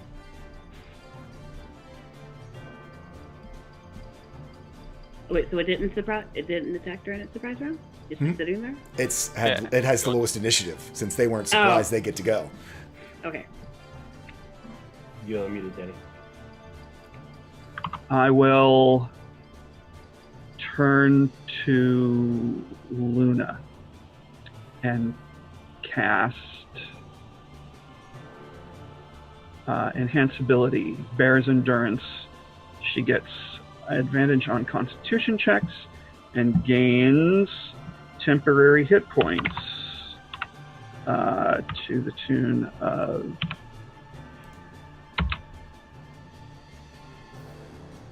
8 Nice. temporary hit points. Much appreciated.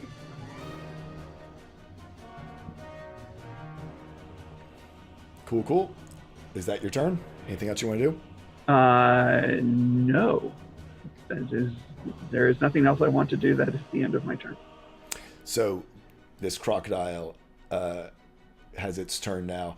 Having seen this bolt of fire come across and the motion of Axel's hand. Actually, I'm going to roll to see who it goes for between the two people Hit sees moving.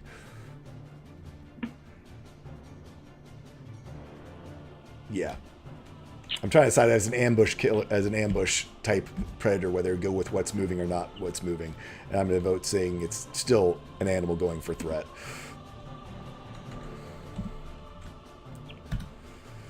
It goes towards where the firebolt came from.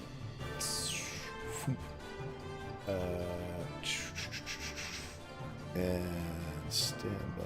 Oh, that's good. It's going to move up to about there. Still deeply camouflaged, matching the sandy bottom. This sandy. Actually, one more. Matching this sandy, rocky ground, and it is going to do a bite attack against Axel. 19. Oh, man. Does it have that kind of a reach? Yep. On its bite, it has its head snaps out much further than you were expecting, thinking that he was not coming to get on you. But yeah, he has seems to have almost a 10-foot reach on this snapping motion. And you take 33 points of piercing damage, and I need you to do a athletics saving throw. I'm sorry, a strength saving throw. Or I guess this could be... He automatically fails because he's unconscious. Oh, okay. Axel is now within this creature's mouth. It then is going to make a claw attack against Kel, the other person that was moving. I assume a 20 hits. That's for 21 slashing damage. He's still standing. And then it's going to make another claw attack against Luck, who is right there in front of it as well. Ooh, 13 I assume does not hit. And I have to roll for my concentration. Yes, you do. Remind me what I'm rolling. Constitution. Right. Yeah, Constitution's for concentration. I forget, is it check or a save? It is a check. Save. No, Constitution save. Okay. Oh, I'm good. I'm good. Yeah. So, I never remember. With that, Iskrin, it is your turn. All right. Wait a second. Waiting. I totally lied. He only has 5 feet on his claws. He did not hit you, Kel. Because he did not move forward. He did not move all the way forward because he only moved 25 feet for a reason. So he did not hit you. I am sorry.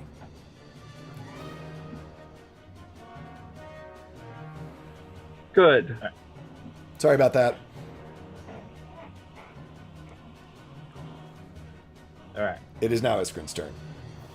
Okay, I'm going to teleport in front of Axel and look back at Kel, or just look back and give a nod to everyone and say, make sure he's all right. Well, And I'm just going to splay my hand out. And what do I do? Axel's unconscious in its mouth. Oh, in its mouth. Yeah, currently grappled in its mouth. Yeah, the token's just not moving. Yeah, Yeah, I can. He's actually there. Yeah, Okay. All right. All right. Well. Damn it. It's a big creature, though. You could certainly hit other parts of it without hitting Axel, if that's what you're going for. This is a large creature with a long tail as well. I'm gonna use Fey Presence Okay. to, as eyes glow and hair kind of shimmers and the tattoos glow as well. I'm just gonna splay my hand out, and I'm just gonna say in Sylvan, but just basically to drop Drop the cat. Drop that. Drop it. drop it. What is it? Wisdom save? Yes, please. And I want to be. I'm right. not even kidding. Chat, back me up on this. Double nat 20s. You poor guy there. I know you have tried to use Fey Presence so many times, and every time it's either an elf or they roll super high.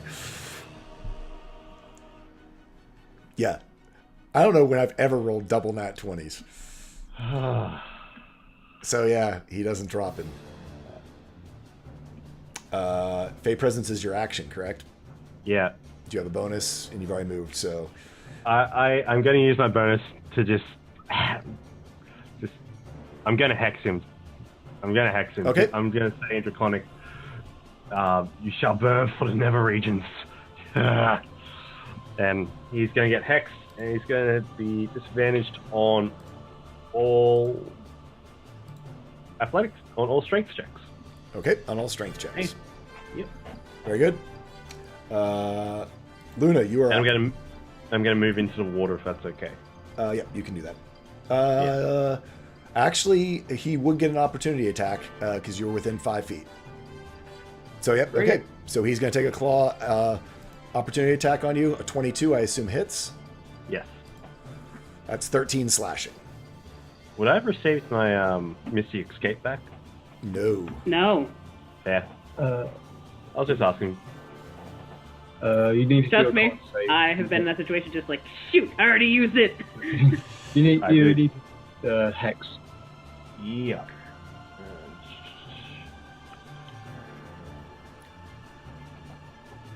Cool. Very good. So, Luna, you are up. Large crocodile creature.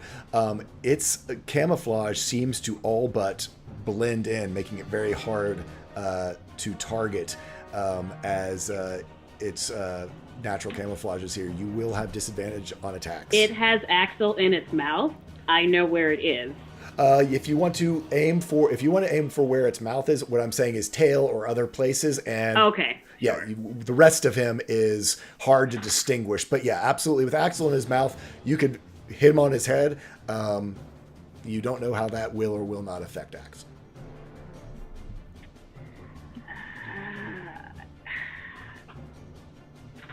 That's gonna be the best spot, though.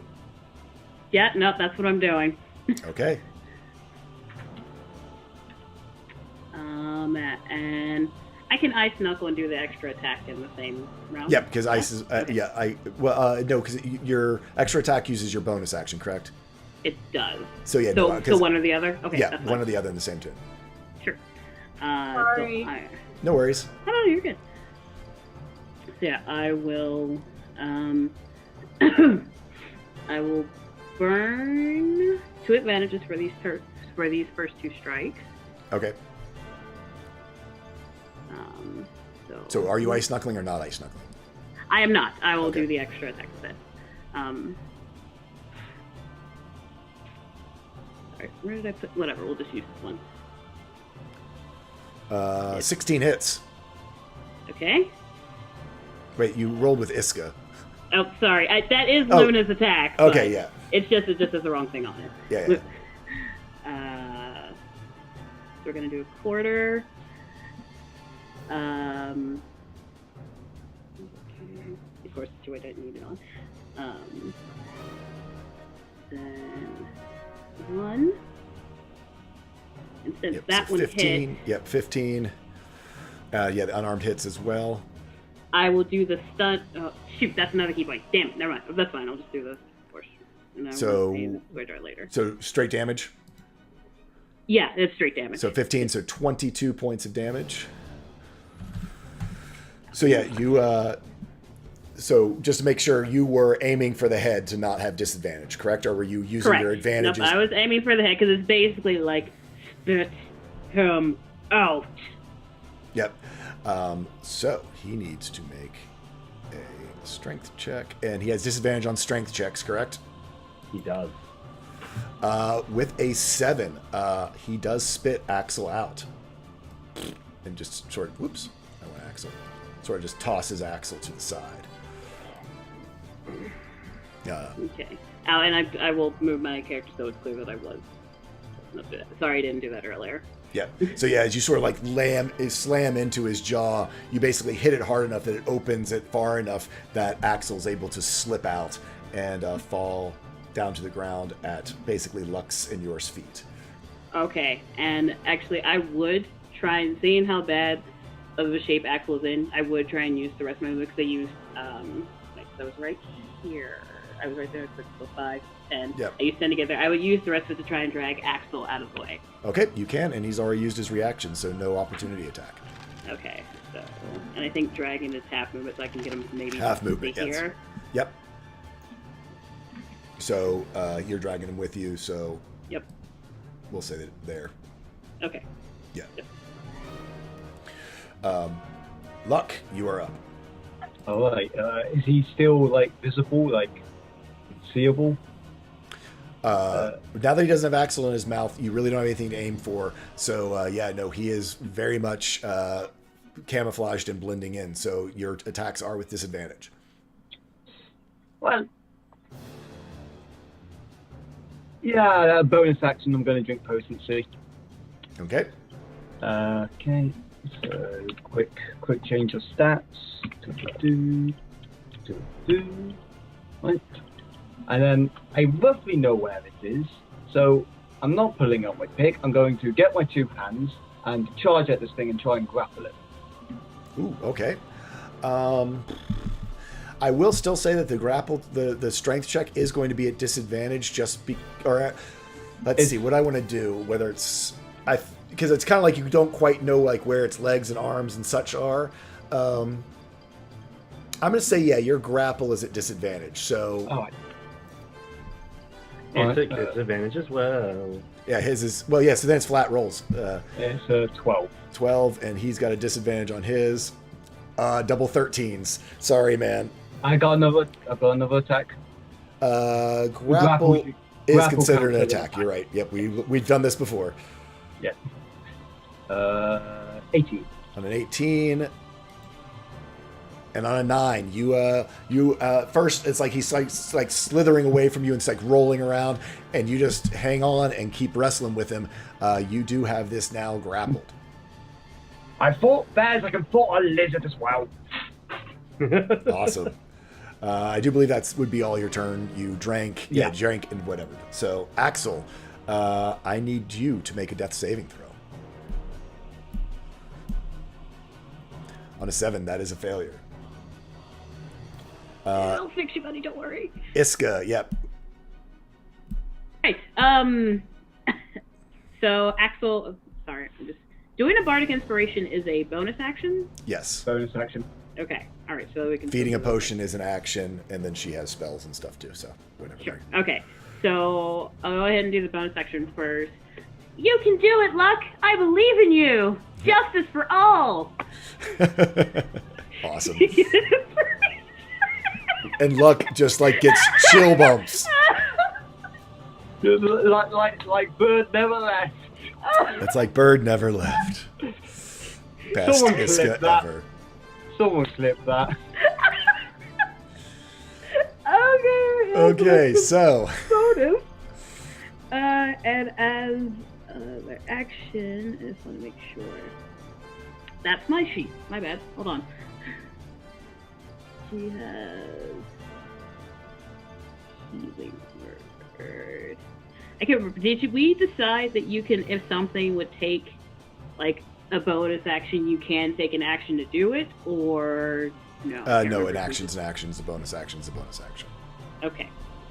And if I remember correctly, healing word is a bonus action. Healing word is, I can't remember whether she has healing as cure wounds. Oh, she has cure wounds. Never I mind. thought she had cure does. wounds. Yeah, she does. She does have that. So she will bop over and do that.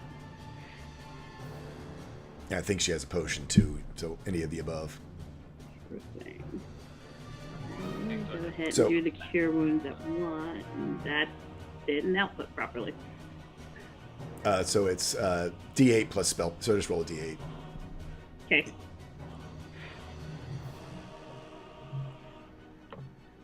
So 5 plus something. I believe a 4 or a 3. Is it Charisma. plus then plus 6? Charisma. Yeah.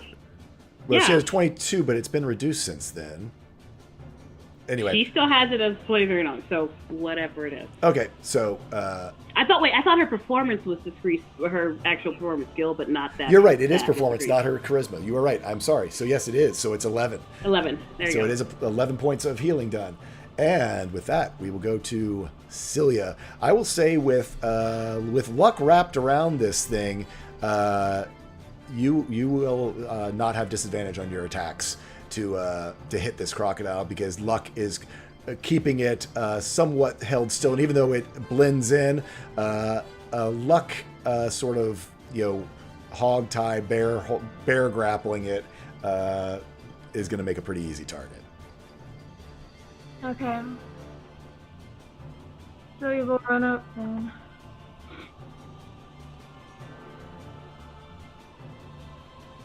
$27 definitely hits.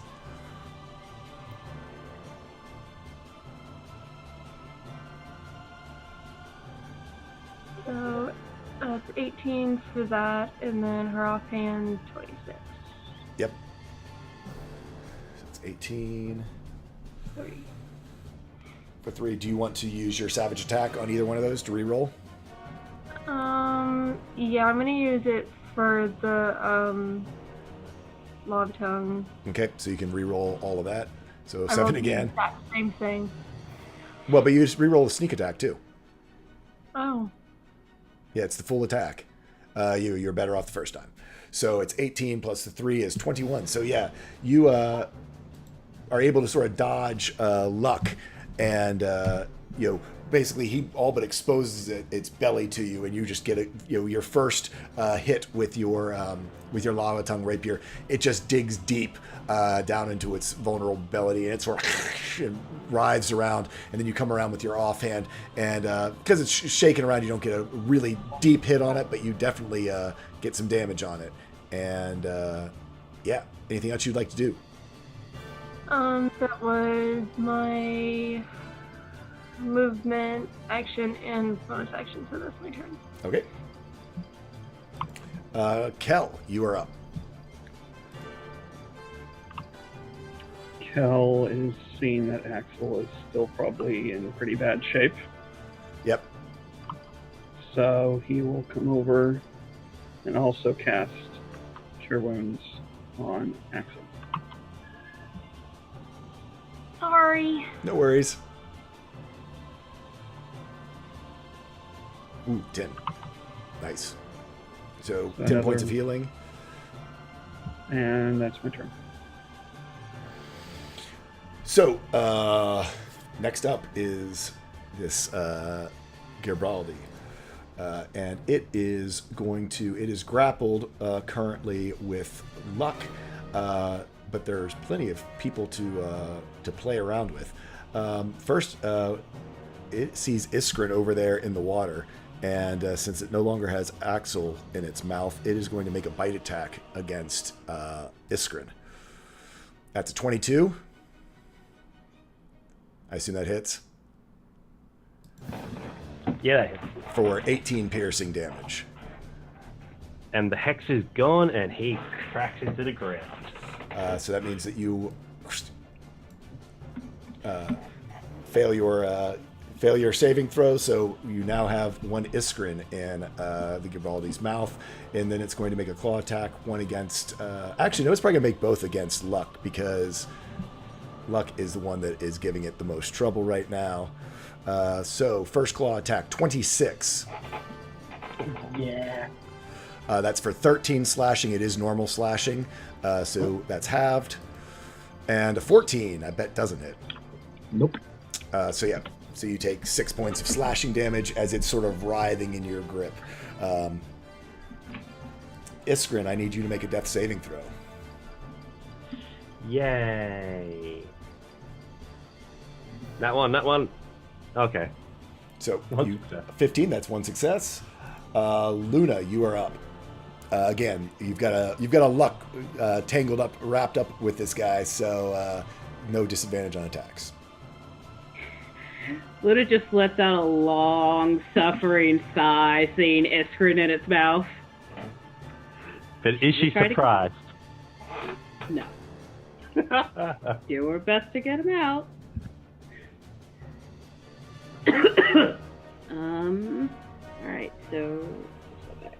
I mean, it's the next closest thing to actually hitting Iskrin. You're hitting the crocodile that's currently biting Iskrin. So yeah, alright, so we will do where? I believe 18 it's hits. 8. Yep. And then we will actually go ahead and spin the key for the ice knuckles, so these will be the hard alarms. 19 hits. So that plus the nux. And last one.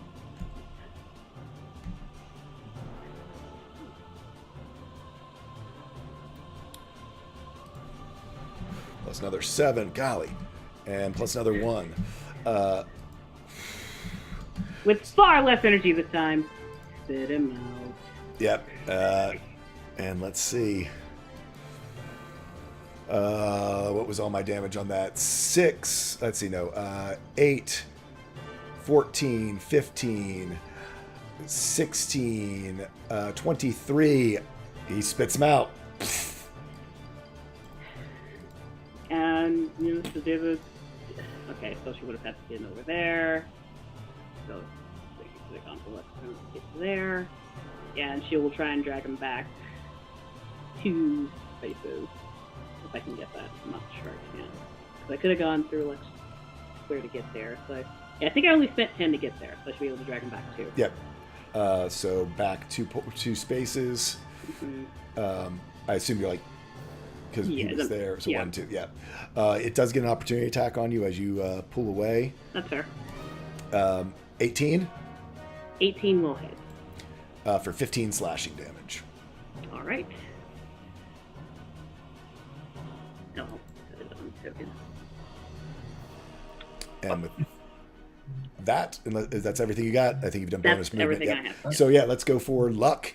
You are currently grappled with this large beast. What do you want to do? You're being too rowdy. Get down on the ground. We're going to take a shove action to knock it prone. Okay. It's contested strength, I assume.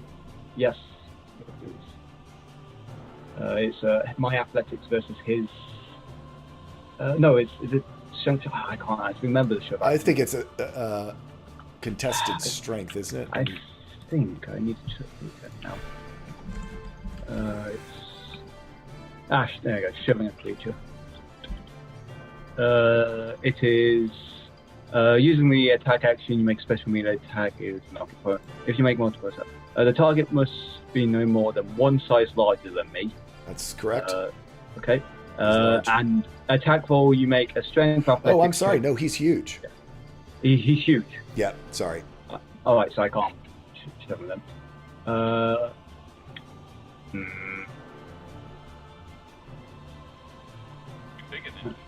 Yeah, actually, I probably should have made him big. I He's should have made huge. his token bigger. Yeah, he's actually more like that. Sorry. All right. Okay, that makes more sense. All right, so I need to check if I thought can't it automatically size the token. Sorry about that. Then, Yeah, I was going to say that you can't grapple. Yeah, if he's huge, I can't grapple. You got it for this time. We'll say that because he's a long lizard. I mean, to me, that especially for a lizard, it's more that he's like 15 feet long, not that he's 15 feet wide. So, well, yeah, I mean, it's almost like the elk. I would, if I guess I'm like holding on to him, just even if it doesn't give reduces movement down, it's so you can see him. You're riding him. Oh, that's the class of the mounting wolves. Yeah. Which I would have won anyway. Wait, I'm going to use those wolves actually if we just bring them up. Let's ride this thing. Sure. So is I mean, my Luck's been known to do it before. yeah. Is my athletics versus his Monster Hunter time! yes acrobatics. So do 19. So this is to Mounted. contested. So against my strength or against my dex. I believe it's against his acrobatics. Oh yeah. So dex. That's a 6. Yes. So, So yeah, you mount up. Has disadvantage on attacks against me, and I have advantages on attacks against it. Okay. Very good. And that was my action. So bonus action. Let's light it up with lightning. My pickaxe. Okay. Right. So just grabbing it by its neck now. And So Luck is up there. easy ride. Next up, Axel, you are up and alive.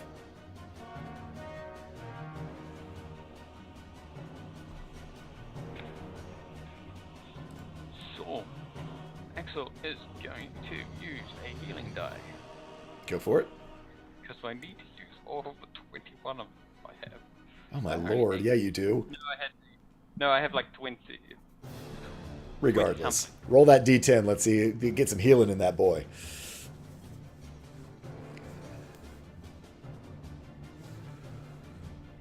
I don't know where I got 20 from. That.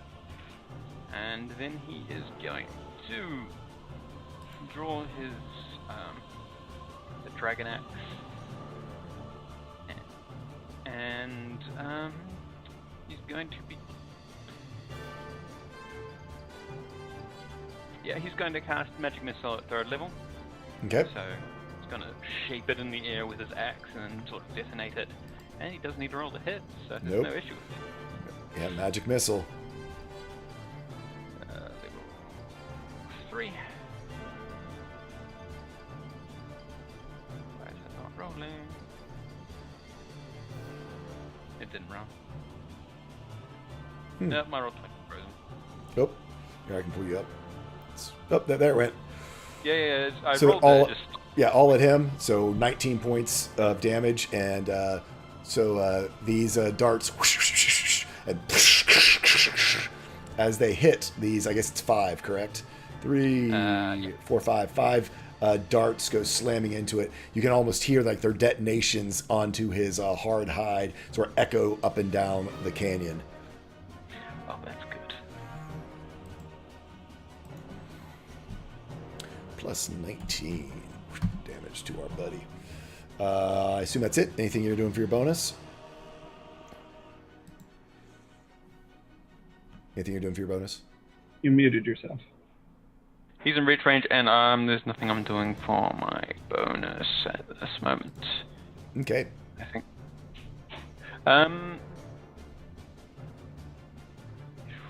You can drink a healing potion as Oh yeah, and 'Cause you've got your, he might as well.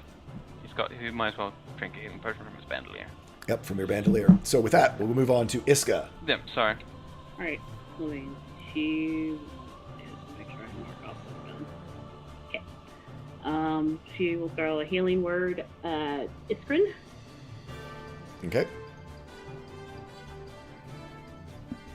Yay. Yeah, D4 plus the 6. Yeah, we'll have to help Iska help help Bird set up his auto rolls. Yeah. You just doing a level 1? Sorry, yeah, just the one. Yeah, so D4 plus 6. So that's You get 8. back. Iskrin, you're back up with 8 hit points. You sort of come to, laying on the ground. Your midsection sore from being chomped. I just look up and I see Luna. Oh, hi. Anything else Iska's going to do with her action? Yes, she is going to viciously mock the lizard creature, Okay. saying, "You know, we could have just had a great time, but you are being a jerk. Me and my friends just wanted to rest. You and your dumb claws and lizard face. You're stupid. Go ahead and roll that. Or wait, or do I have to do a save? I think it's a save, if I remember correctly. What kind of This save not is really it? a save. It's a wisdom saving throw, or take 1d4. That's 12, It should which be 2d4. Now she's level 5. Oh, Yeah. okay, there we go. Yeah, So Yeah. 12, which I assume does not beat her. it does not. So yeah, 2d4. so roll me up 2d4 as 2. this lizard feels, gosh, bad about himself. He goes, in his mind, he's like, I'm not stupid, even though I only have a 2 int. It really hurt, man. It's not my fault that I've only got a 2 intelligence. Mongo only pawn in Game of Life. Yeah. Celia, you are up. You've got a giant lizard with a crazy wild man luck riding on the back of it. Yeah, I do. Let's attack this thing. Yep. 24 definitely hits. 8 piercing. You have sneak attack because of our buddy on his back. Wow, that's nice. And then offhand. 18 hits again. Plus another 3. I will use Savage on the rapier. Okay, go for it. Well, the exact same thing. Check I the swear sneak if I attack, roll see if it another goes up. 10. And plus another 2 for the sneak attack. That's nice. Again, with luck on the back of it, sort of riding it, he's able to turn its head towards you a little bit, and you're able to get a just right through sort of its throat near its where its armor sort of goes, back armor sort of transitions to its stomach scales. You dig your rapier deep into it and then follow up with a rip down one of its legs and claws. Okay, free action, I'm gonna do a healing D10 thing. Okay, yep, you can do that as your free action. So that's 8 healing.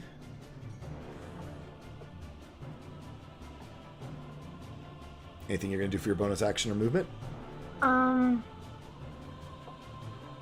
That is my turn. Okay. Kel, you are up. I'm going to move back over towards Iskrin and Cure Wounds, 3rd level. Okay.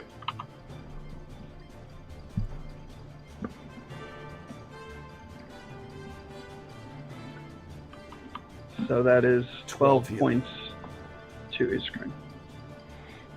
And that's my Thank you, turn. Cal. Thank you.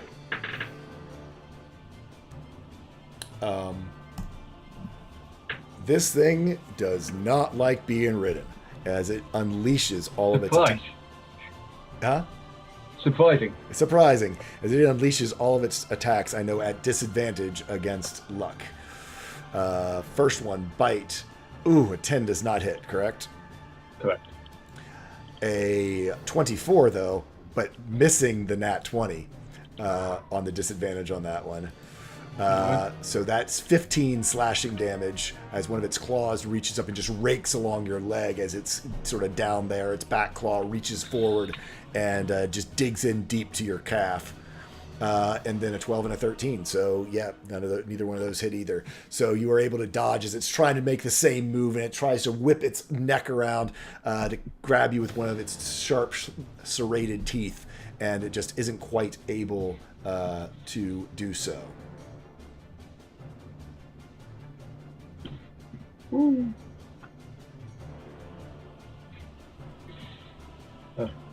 As it's whipping around and clicking against the ground, the sounds of battle are echoing around through this canyon. Iskrin, you are up.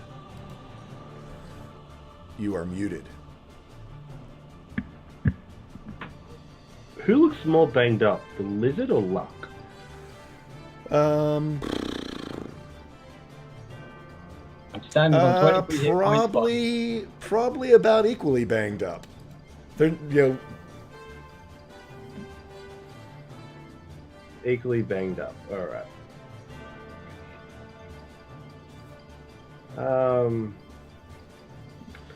I don't want to risk it. I think I'm just going to. I'm going to spend a D10 healing. Die. Okay, you can do so. Yep. I take that. And. Yeah, what the hell? I'm going to cast Sleep in the area where this thing's head is. So just trying to encapsulate in that. So I'm basically just going to... So, remind me of the diameter of that, or radius of that. Creatures within 20 feet of a point I choose within range are affected in ascending order of their current hit points, ignoring unconscious creatures. In descending order of their... So it's the lowest person. It's the lowest hit points person first, correct? Yeah. It starts with the lowest hit point. Remaining hit points person. Yeah, so one of the lowest is affected first. Okay, so if it's 20 feet within that, that is pretty much... I don't want to encapsulate us. I want to like push it over towards the side, just so it maybe might only affect luck or the creature. So like you're going to point on the map where you want to have the center of this cast. You're probably going to get luck in Cilia. Maybe you might get lucky that way. I'm going to give you an Arcana check to see if you're that good to not get Cilia. Because how many hit points does Cilia have? Also, Cilia cannot be put asleep. That's magically. true. Cilia cannot be put asleep. You're right. So never mind. Luck, how many hit points do you have? I have 23. Okay. Oh, this is going to be fun. We haven't had hashtag Dead Eladrin in a while, have we? No. Which... you can punch me in the head. Oh, wow. Well, time to go for a nap. Not bad. Yeah. Good night. So, Good night, Luck. Nighty night. And by the narrowest of margins, Luck falls asleep with, what is it, 23? I've got 23 health. Yep. So 45 minus 23 is 22 left, which, knowing that what you do, that Luck fell asleep before the creature did, the creature seems a little bit drowsy, but then is wide awake as Luck Doesn't falls he have a asleep. level 15 on that? Huh? Yeah, it's higher. Yeah. Because he's a warlock, he always casts at a higher level. So the creature's caught too if it would have. Oh, I'm sorry. It was So on the yeah, edge. so Yeah, it's 60 with the points, extra not 45. 15. Yes, I'm sorry. I was just doing by the 45. I missed the 15 above there. So yes, the creature falls asleep as well. They cuddle as they both fall asleep. And I'm just gonna. And it's no. Is it any save or anything like that? Nope. Yeah, so no sleep No. is No. not. It's yeah, just no. pure. It's pure hit Please. points. Yeah. Now you go to still bed. hit point. Yeah. Okay. It lasts for a minute, but Yep. So yeah, the crocodile falls asleep. Time for a test, mate. Okay, I'm gonna lay down too.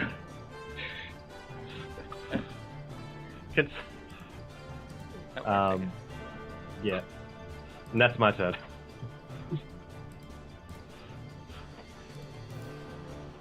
Okay.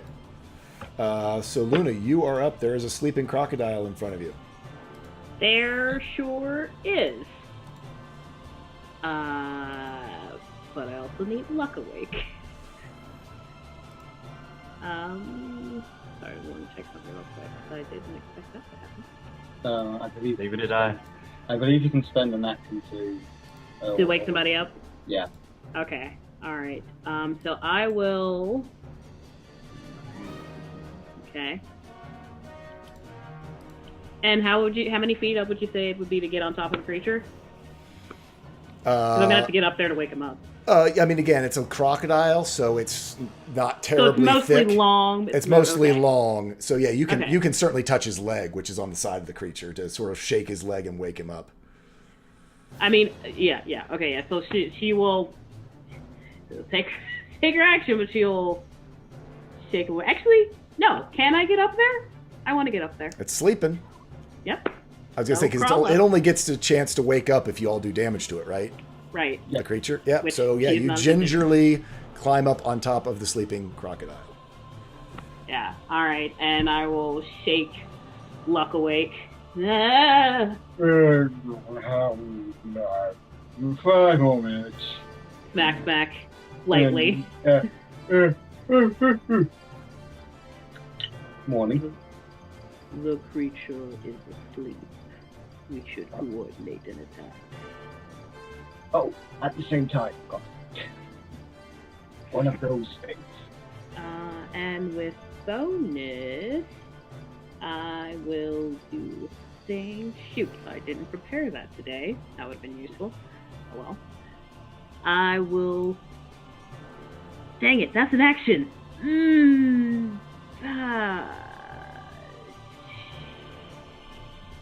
Backwards. I will do nothing. Okay. At the end of your turn, Yeah, it is. as you wake Luck up, a huge roar echoes down the canyon as the sounds of your battle apparently have attracted something that comes charging up the canyon.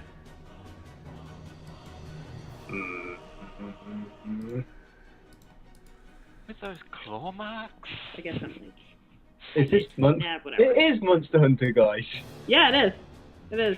You're fighting one thing and suddenly another thing appears to cure you. Turf war, turf war, turf war, turf war. Right? Did you guys see the PDF I posted of basically the Monster Hunter monsters in D&D? No. Yeah. It's in There was a continuum of where monsters. can we find the post? Oh, you can find it on our Discord. Bird is usually the one with the link, but I Yeah, can grab it if somebody else wants to grab it. We have a Discord. You can find that there somewhere. Last I can post it again. So this T-Rex. running up on 2 legs, this giant blue lizard with an orange spiny back comes charging up across up the canyon. Having heard this, its eyes immediately lock on the party as it locks in on movement, and as it comes forward, it sort of runs up, takes a moment to take everyone in, and lets out this giant, earth-shattering roar. I need everyone to make me a wisdom saving throw. Oh, come on, proficiencies. Oh dear. Oh, Cal ain't afraid of anything. Let's not sleep here. Let's not rest here. I'm actually going to have this crocodile do one as well to see whether it wakes up. I imagine that would wake up. I don't know, what do you think? Failing it would wake it up, or saving would wake it up? I imagine it would always wake up, and whether it would wake up and be terrified. Yeah, I'll go with that. I will say that it wakes up. So yes, everyone got their rolls in for the wisdom save. Yeah. So, let me just double check. So, Luck, Luna, Iska, all of you guys are frightened. Celia used a nat 20. Everyone else saved. You guys are frightened of this and giant new creature that has entered into the battlefield. And that's its turn. Luck, it is now your turn. You feel this lizard underneath of you coming awake. Right, I'm frightened by the thing, and what's the fighting conditions again? You can't move any closer to to it. but you can still attack the You can lizard. still right can away. still attack. I can't remember. Is it disadvantage against it? I don't think so. Disadvantage against I get on attacks if the creature I'm fighting of is in line of sight. That is, I'm aware. I'm just pulling up real quick. Frightened creature has disadvantage on ability checks and attack rolls while the source of its sphere is within line of sight. Creature can't willingly move towards its source of fear. So yeah, disadvantage, and you can't move towards it. We'll still attack the lizard under us, so. Yep, you still got a lizard underneath of you, which you are still technically mounted on, so you have advantage on the attack. So it evens out. Straight roll. Yep. Straight rolls. Damn. Damn. You have, remember, you still have inspiration. Oh, yes, I do. You do have 1d10, inspiration. don't I? Yep. Yes. It is 7. So, yep, one of them hits. Wonderful. 12, and that's it. And you had your lightning up, I believe, a D6. I got knocked. Oh, you did. Oh, that's true. Yep, you fell asleep. So, yeah. Yeah, yes. So I. So, yeah. It's gone. This, right now, this crocodile thing is heavily injured, but also seems to be terrified of one of its natural predators having entered into close proximity to it. Right. And I am going to use, because I think I have one soul on me. Yes, I'm going to use a bonus action to drop a healing potion down me. Okay. You do so. 2d4 plus 2. Nice. And I'll use one of those lovely things I have hoarded up from And go for it. Yeah. Iska, what's Iska going to do? A good question. She's frightened, so she can't move any closer. Look at the stealth slot. That's looking pretty bad.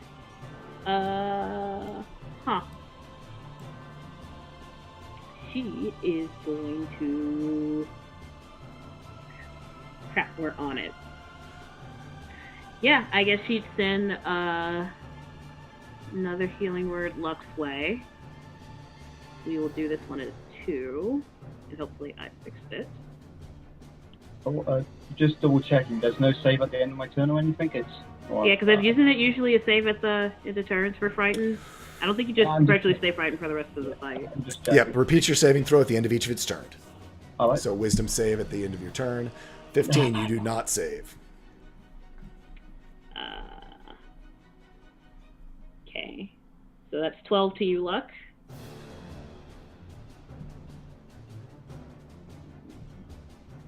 And It's your bonus action. Yep, that's my bonus. As an action... Iskrin probably still looks pretty rough. She can...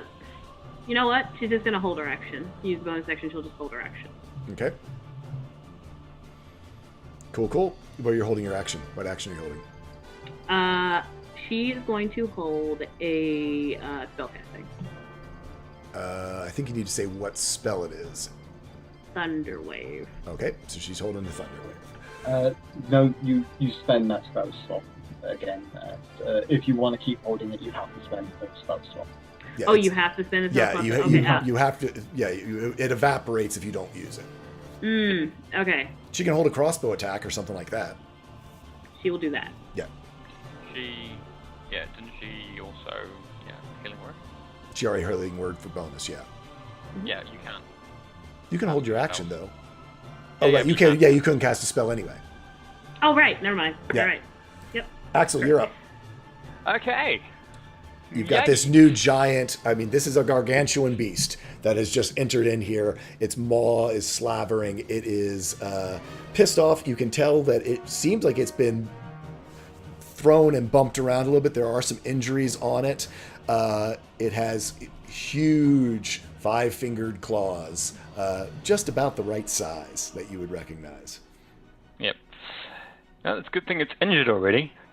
Axel is... Why is everything so slow? Sorry, my internet, my Chrome is very slow. I can't find my things. I know what he's doing anyway.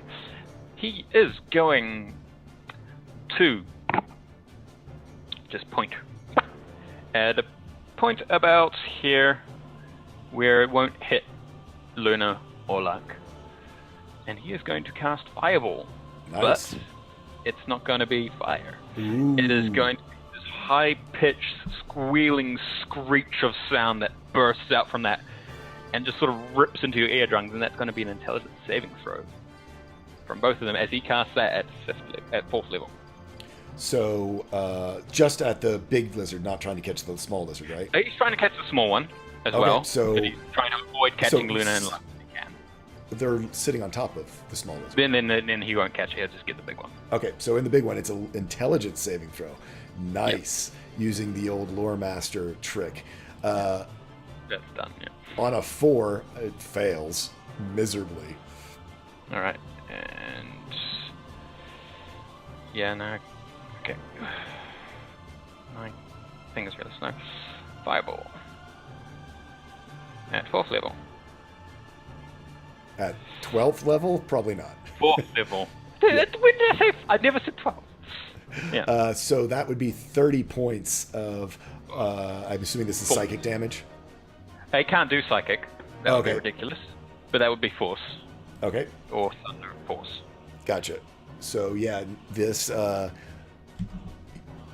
giant lizard, you see shake its head, is infuriated by this sound that it can't seem to escape from, and you do see like small trickles, almost like its eyes, which are already big and bugged out. You can see like the veins start to stand out, and its ears begin to bleed a little bit. It is very unhappy with that situation.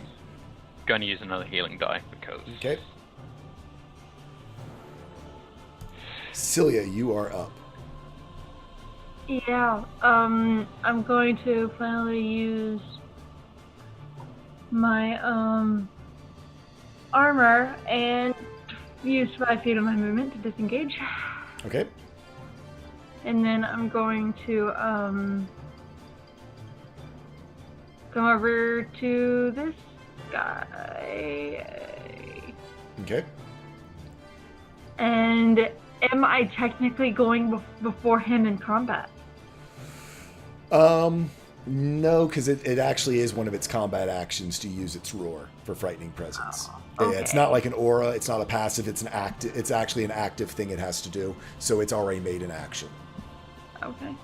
I will say though, since you used your armor, you still have your bonus action.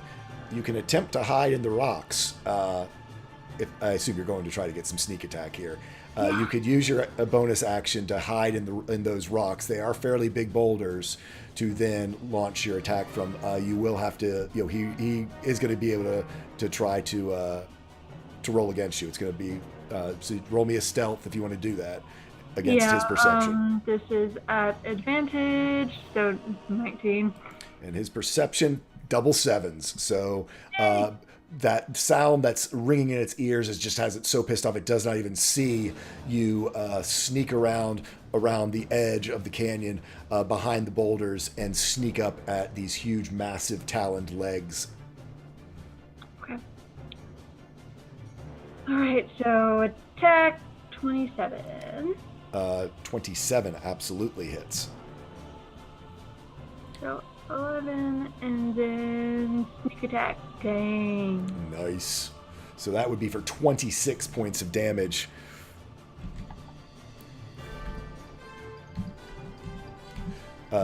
So you take out your rapier and just lay into it right sort of between its Achilles tendon and its foot. You see where that flesh is stretched taut, and you just push your rapier right through it, and because of the tension on it, all but rips open, making this huge sort of slashing tear in its leg. Assume you're going to offhand, yeah? Oh no, offhand is your bonus, which you've already used. So yeah, nope. Very good. That's my turn. Kel, you are up. Okay.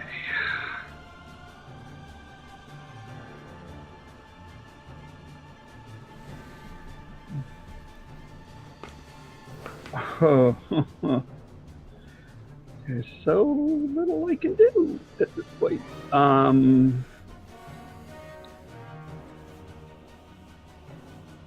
Okay. I am going to do something I haven't done in a while and hope that I can hit it. I'm going to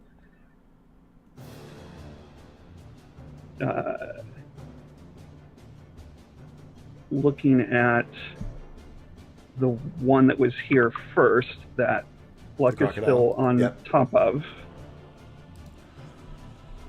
kind of mimicking what he's seen Iska do with her whip.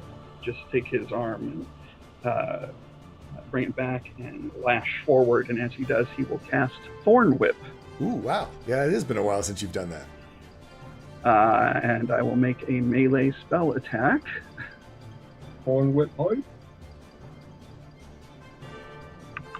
Sorry, what? Pipe. Hype. Thorn whip hype. Oh. I can even find where it is on here. There it is.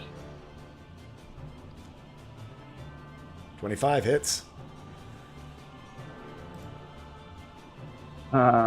Actually, that's incorrect because I'm now at 2d6. So Yeah, just let me roll another. Yep.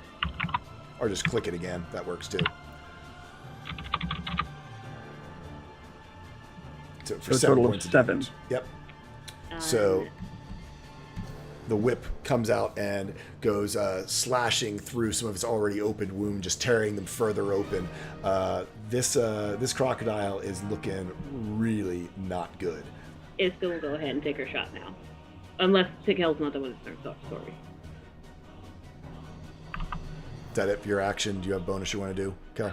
No, I have no bonus action to do and no movement that I want to do, so that is the entirety of my turn. And it is huge, you said, not large. It is huge. So it is not pulled towards me.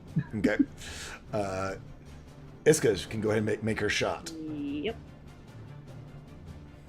No! Nope. Nope. Oh!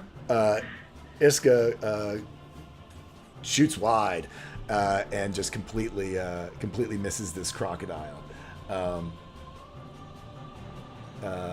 This crocodile is thinking about escape, but it's got these two people sitting on its back.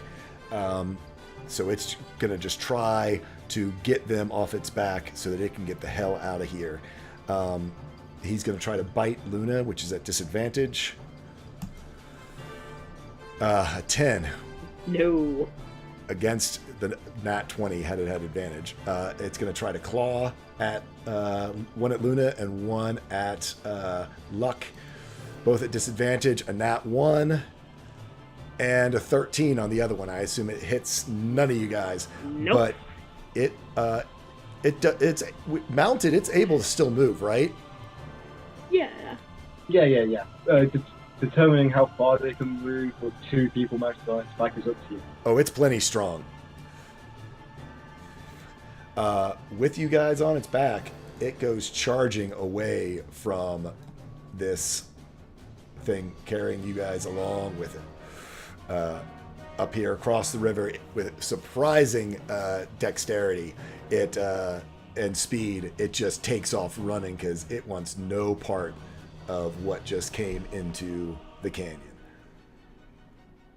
I will actually say, because he would have straight lined it. He goes by Iskrin. Iskrin can get an opportunity attack on it if you'd like to take one. Because I beeline straight up there. I'd love to. Just. Can I try cut its leg to knock it prone? Well, I'm gonna on this, since it's fleeing. If you hit it with this attack, it will stop its movement. Yay! Die! I'm gonna use an advantage on this, my last advantage, because I don't like this creature at all.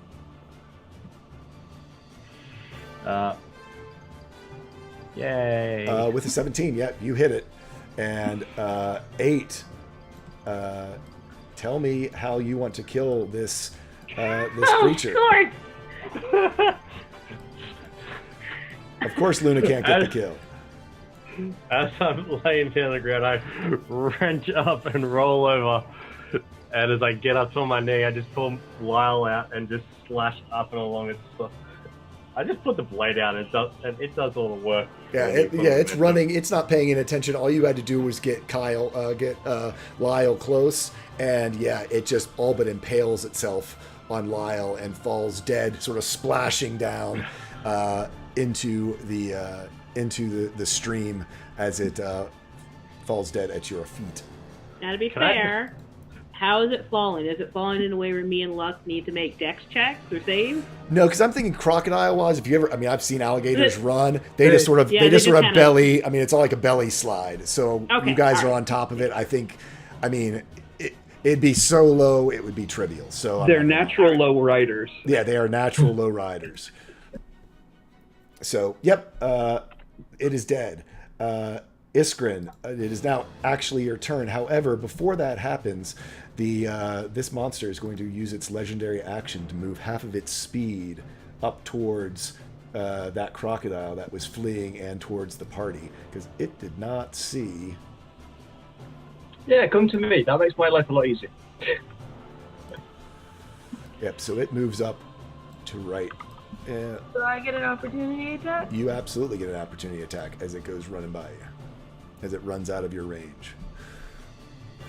Nope. You weren't quite ready for it to be able to have that kind of a leaping, strength in it. So, unfortunately, you miss as it goes running by. It is now up here with the party. Iskrin, you are right there looking down this thing. Remember, folks who are frightened, you are still frightened. So, All right. I am not frightened, and I'd like to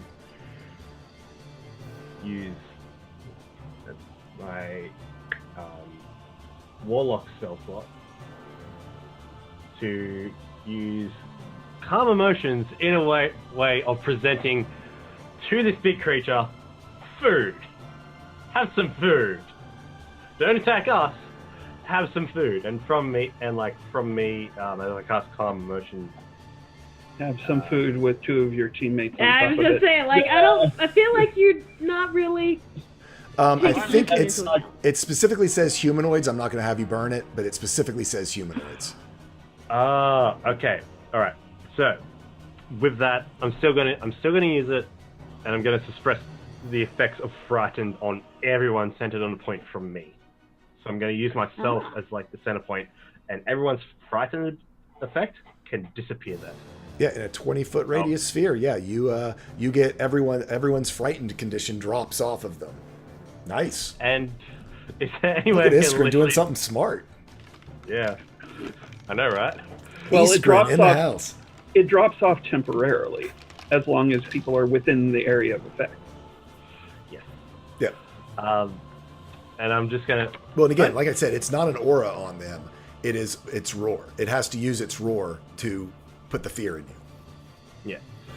It's not like a And, dragon.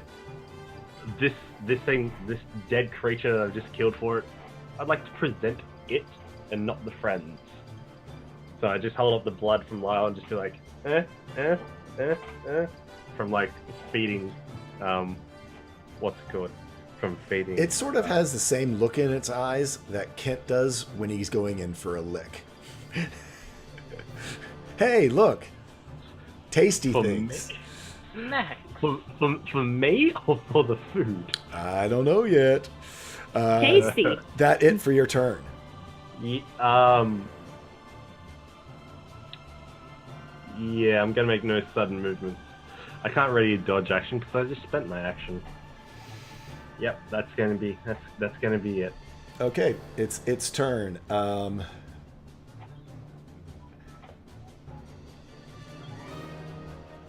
It is going to, seeing all these, a target-rich environment. Or lunch.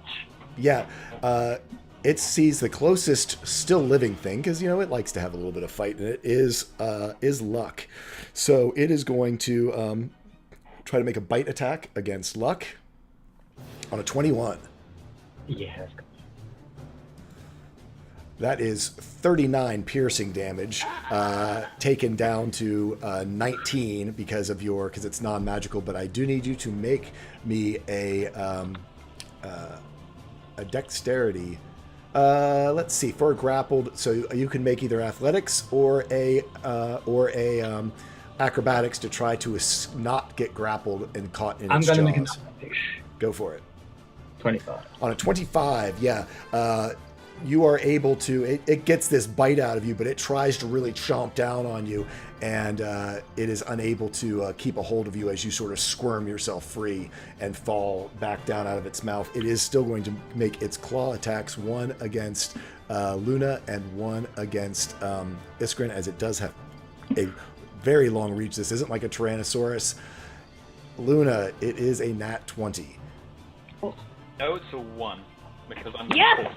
Oh, Suck it! Poor so oh wow, that was good too. So as it was reaching out, this isn't a Tyrannosaurus arms. It's got big, long, sort of spinning, almost like praying mantis arms. Its claws go reach out for it, and right as it's about to, you see Luna's attention is on this crocodile that has sort of fallen at its feet. Not even looking, Axel yells out, "Look out!"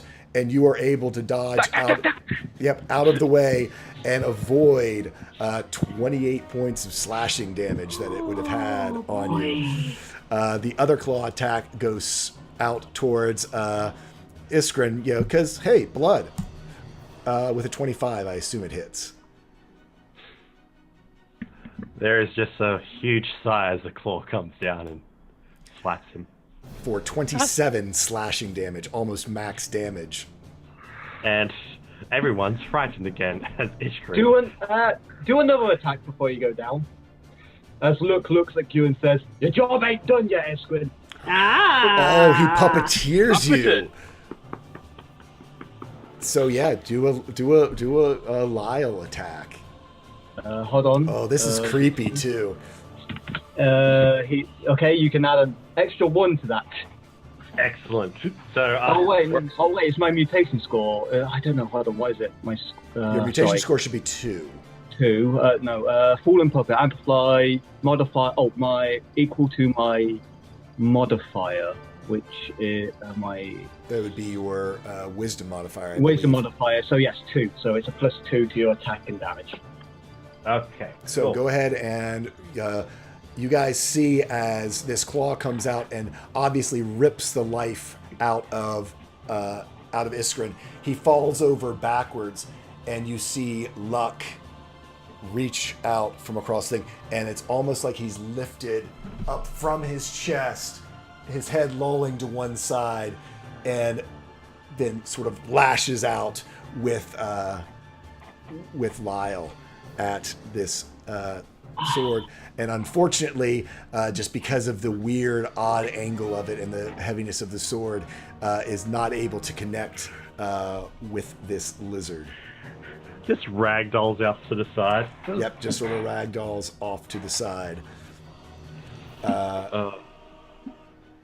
With that is the end of it. And like I said, you all, unless it roars again, it's not like it's not an aura. Okay. It has to roar. It's a one-use thing. It's a one-use thing. Yeah, but the spell only suppresses the effect, so the fear that we're already feeling comes back. The fear is still there. Okay. It suppresses the effect temporarily, not. How long does the fear effect last? It lasts for a full minute, so yeah. So then it only suppresses it until you all break it with your wisdom. So if you all are frightened, be sure to do your wisdoms at the end of your turn. Next up is Luna. All right. Sorry,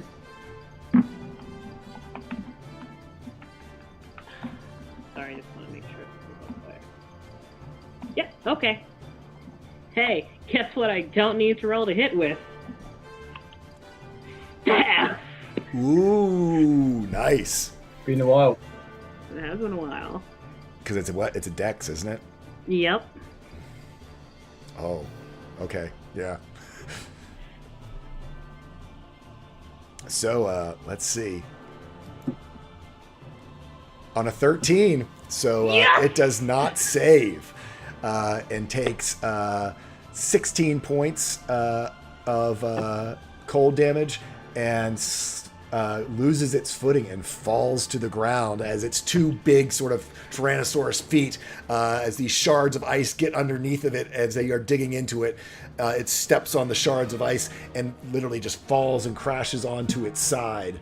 Yeah, nice. I'm trying to figure out what she say. And then after that, she would probably call. How bad does this thing look? Because I know you said it was injured to some degree, but It's still looking pretty hardy, hale and hardy. This is a very large creature. It's a big old sack of hit points, even with some. It's been bumped around, but as you know, it's been a couple days since the flood, so it's probably been recovering a little bit in that time. sure. It's healed wounds, probably not at full strength, but not on death's door. Okay, in that case, she will in fact say like, "We need to go," and she will kind of. Where would she go? Yeah. Oops, I don't have it on the pointer. So she will kind of slip off the Crocs into the water and go. Let's see. So.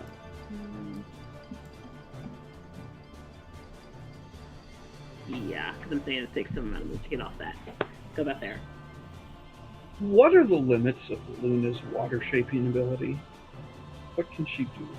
It's 10 cubic. It's two yeah. 5-foot cubes of And to make how- ice or that amount of water. But as far as manipulating it, like she turns it into her ball of water or whatever. I can do most basic shapes. Like I can't recreate Sistine Chapel or anything, but Can you take your maximum volume of water and shove it down the thing's throat into its lungs to drown it? that would be an attack, and probably without proficiency. I'm not sure how that would work. Because I mean, we did the thing where I got the bees out of Axel's throat, but that was me kind of directing it at the bees in there. Yeah. I'm not sure that would really work. And that still hurt him. So. Yeah, it'd be an improvised weapon. It sounds Yeah, it'd like. be an improvised Yeah. weapon, and whether or not it actually drowned it. Because this is a gargantuan creature. It's That a means- gargantuan It creature. was just a thought. Yeah. Cool thought, though.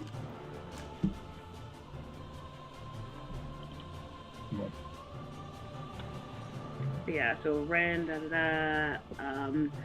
and shoot, sorry. I will. No, what goes after me? Yeah, no, that'll be your turn. That's what she's doing. Okay. As Luna starts to run down the river, getting away, she sees movement ahead of her. Ooh, nice. Everyone hears the sounds of battle. As a huge volley of arrows come flying over her head towards the Spinosaurus. That would be doing 24. Let's see. 2, 4, 5, 6, 7, 8, 9, 10, 11, 12, 24. Frying pan, meat fire. As these arrows plus, let's see, 24 times 8. Anyone? Calculators up? 82.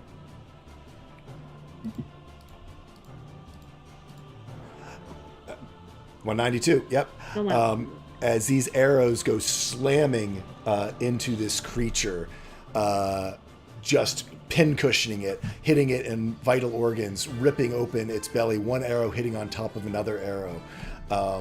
And this creature you see just fall to the ground and groan as it dies. And you see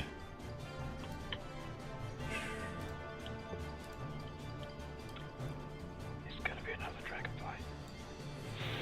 Oh, crap. a group of 7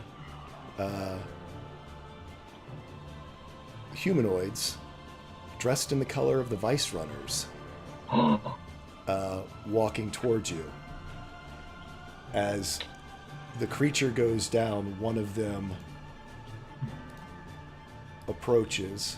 Actually, yeah, they're going to use their movements.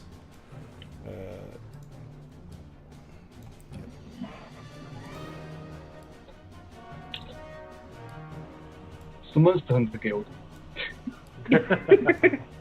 Oh, the rest of the Fivers showed up. Hey, guys.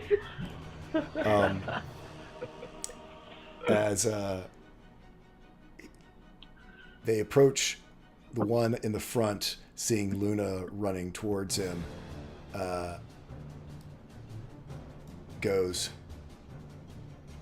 looks at Luna, then looks to Iskrin. Your friend has something that belongs to us, and all of their bows point at all of you. And that's where we're going to end our session. I was wondering when. Hashtag dead Eladrin. Yep. Oh, this is gonna be easy. Really. Here, I'll help. Here, take him. He's already Take it. dying. If you give me the rope, I will hog tie him myself. I'll do that. My apologies for the late delivery. My turn's next. I'll stabilize him. We'll just tie him up and throw him to them. I'll give you a death save too if you want. So with that, we are going to wrap up the session for the day. Lots of combat, I know, but kind of fun. Hopefully you guys had a good time. I hope everyone who was watching had a good time. And let's go around real quick. People, you can let people know where you are, what else you do on the internet, and hopefully you all had a good time today. We'll start with our buddy Tunarth. So, I am Tunarth in chat. I'm Colin65 on Twitter. I don't really tweet much there except retweet the things that I'm in, which includes this, which you've just been enjoying, hopefully. And also Sunday mornings at 8 a.m. Eastern, we occasionally have Dungeons and Coffees. Which are we going to have Dungeons and Coffees tomorrow morning? Yes, we will have Dungeons and Coffees tomorrow morning.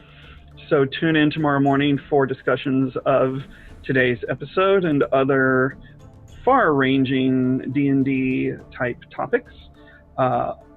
Also, at 2 p.m. Eastern on T. Fredrickson 80s channel tomorrow afternoon, NNG9 and I will be participating in a separate campaign, also run for charity, called Esla Power Within, where we play very different characters than Claudia's brother Zedek.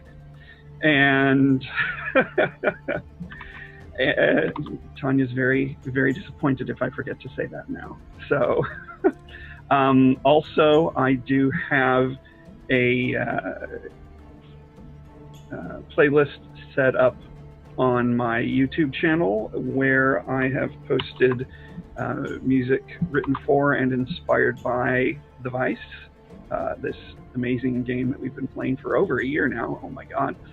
Episode 60. Episode 60. And there is the link to the playlist, which now includes, as of this past week, Celia's theme, Valse Romantique,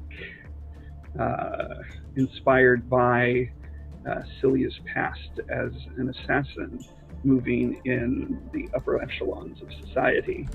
I kind of imagine that it's her assassinating Florian. Just wishful thinking, I suppose. Florian has done nothing but help us, mostly, except for the blackmail. He is a perfectly nice man for an elf. Stop who's an lying to yourself. At any rate, It's not a life, he qualifies. so if you drop by and have a listen, I hope you enjoy it. And yeah. So things and stuff and things, and next week should be interesting. And who's next? Next up is Templar Warden. And you're muted. Yeah, Jay, you're muted.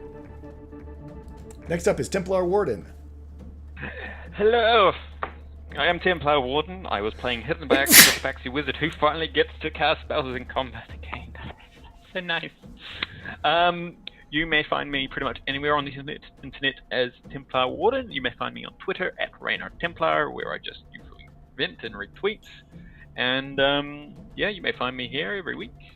Hopefully I'm going to get a computer down here and get some streaming going, which would be great. But yeah, that's me. Cool beans. Next up is NNG9. Hello, I am NNG9. And what does a beef patty say to a bun? What? Nice to meet you!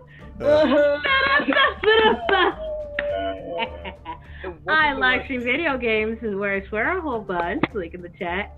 And also you can find me on Twitter where I say random stuff. Sometimes it's live tweeting, sometimes it's more fun. Who knows? I'm, as Tunark mentioned, I'm a player of Team Frederickson's 80s game where I play Claudia Zingard with a very different character, yeah. Also, I'm a player in her Friday night game, which will fluctuate name since there will also be a Chronicles of Darkness game on Fridays. Nice. Ooh. 8 p.m. Eastern Time. And that's me. Also puns. Next up, Good Guy Pie. I just came up with an Easter joke. I know it's late, but I just came up with one. Okay. Why do you always want Jesus on your football team? Why? Because he always makes a comeback. Hey!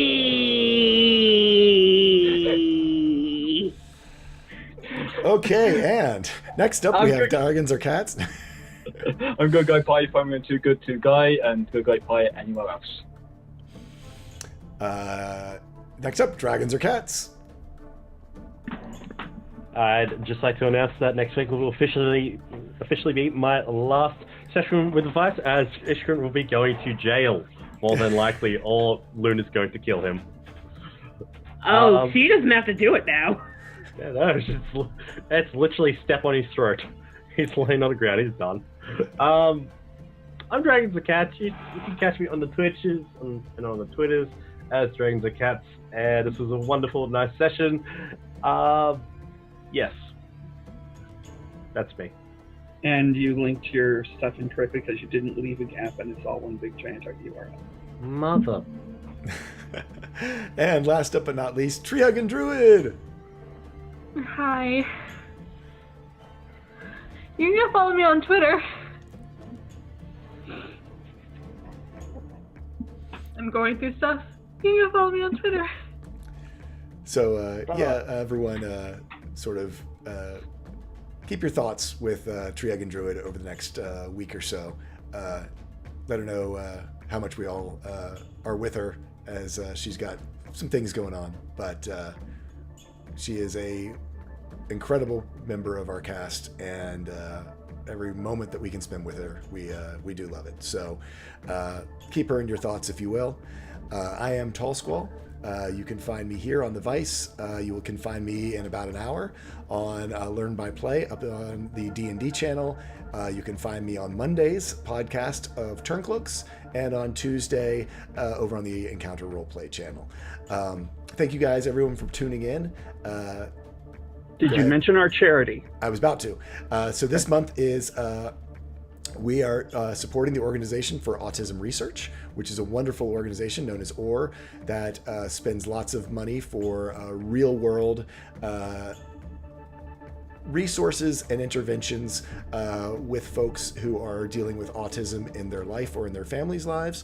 Please click on the link that is down in the doobly-doo, which will take you to their site, or you can donate as well through our site in order to help make a difference. They have lots of local volunteer options, and also sort of their overall Run for Autism program, which is you pick any race you want, and they can give you all of the things to help you fundraise, to get people to donate for you to run, and earn some money for a great cause. We thank all of you for tuning in. We'll probably do a raid if you'll hang out for a little bit afterwards. I just got to figure out who that's going to be. And until next time, gather your friends together and tell a story, because that's what it's all about. Thanks, everyone. Bye-bye.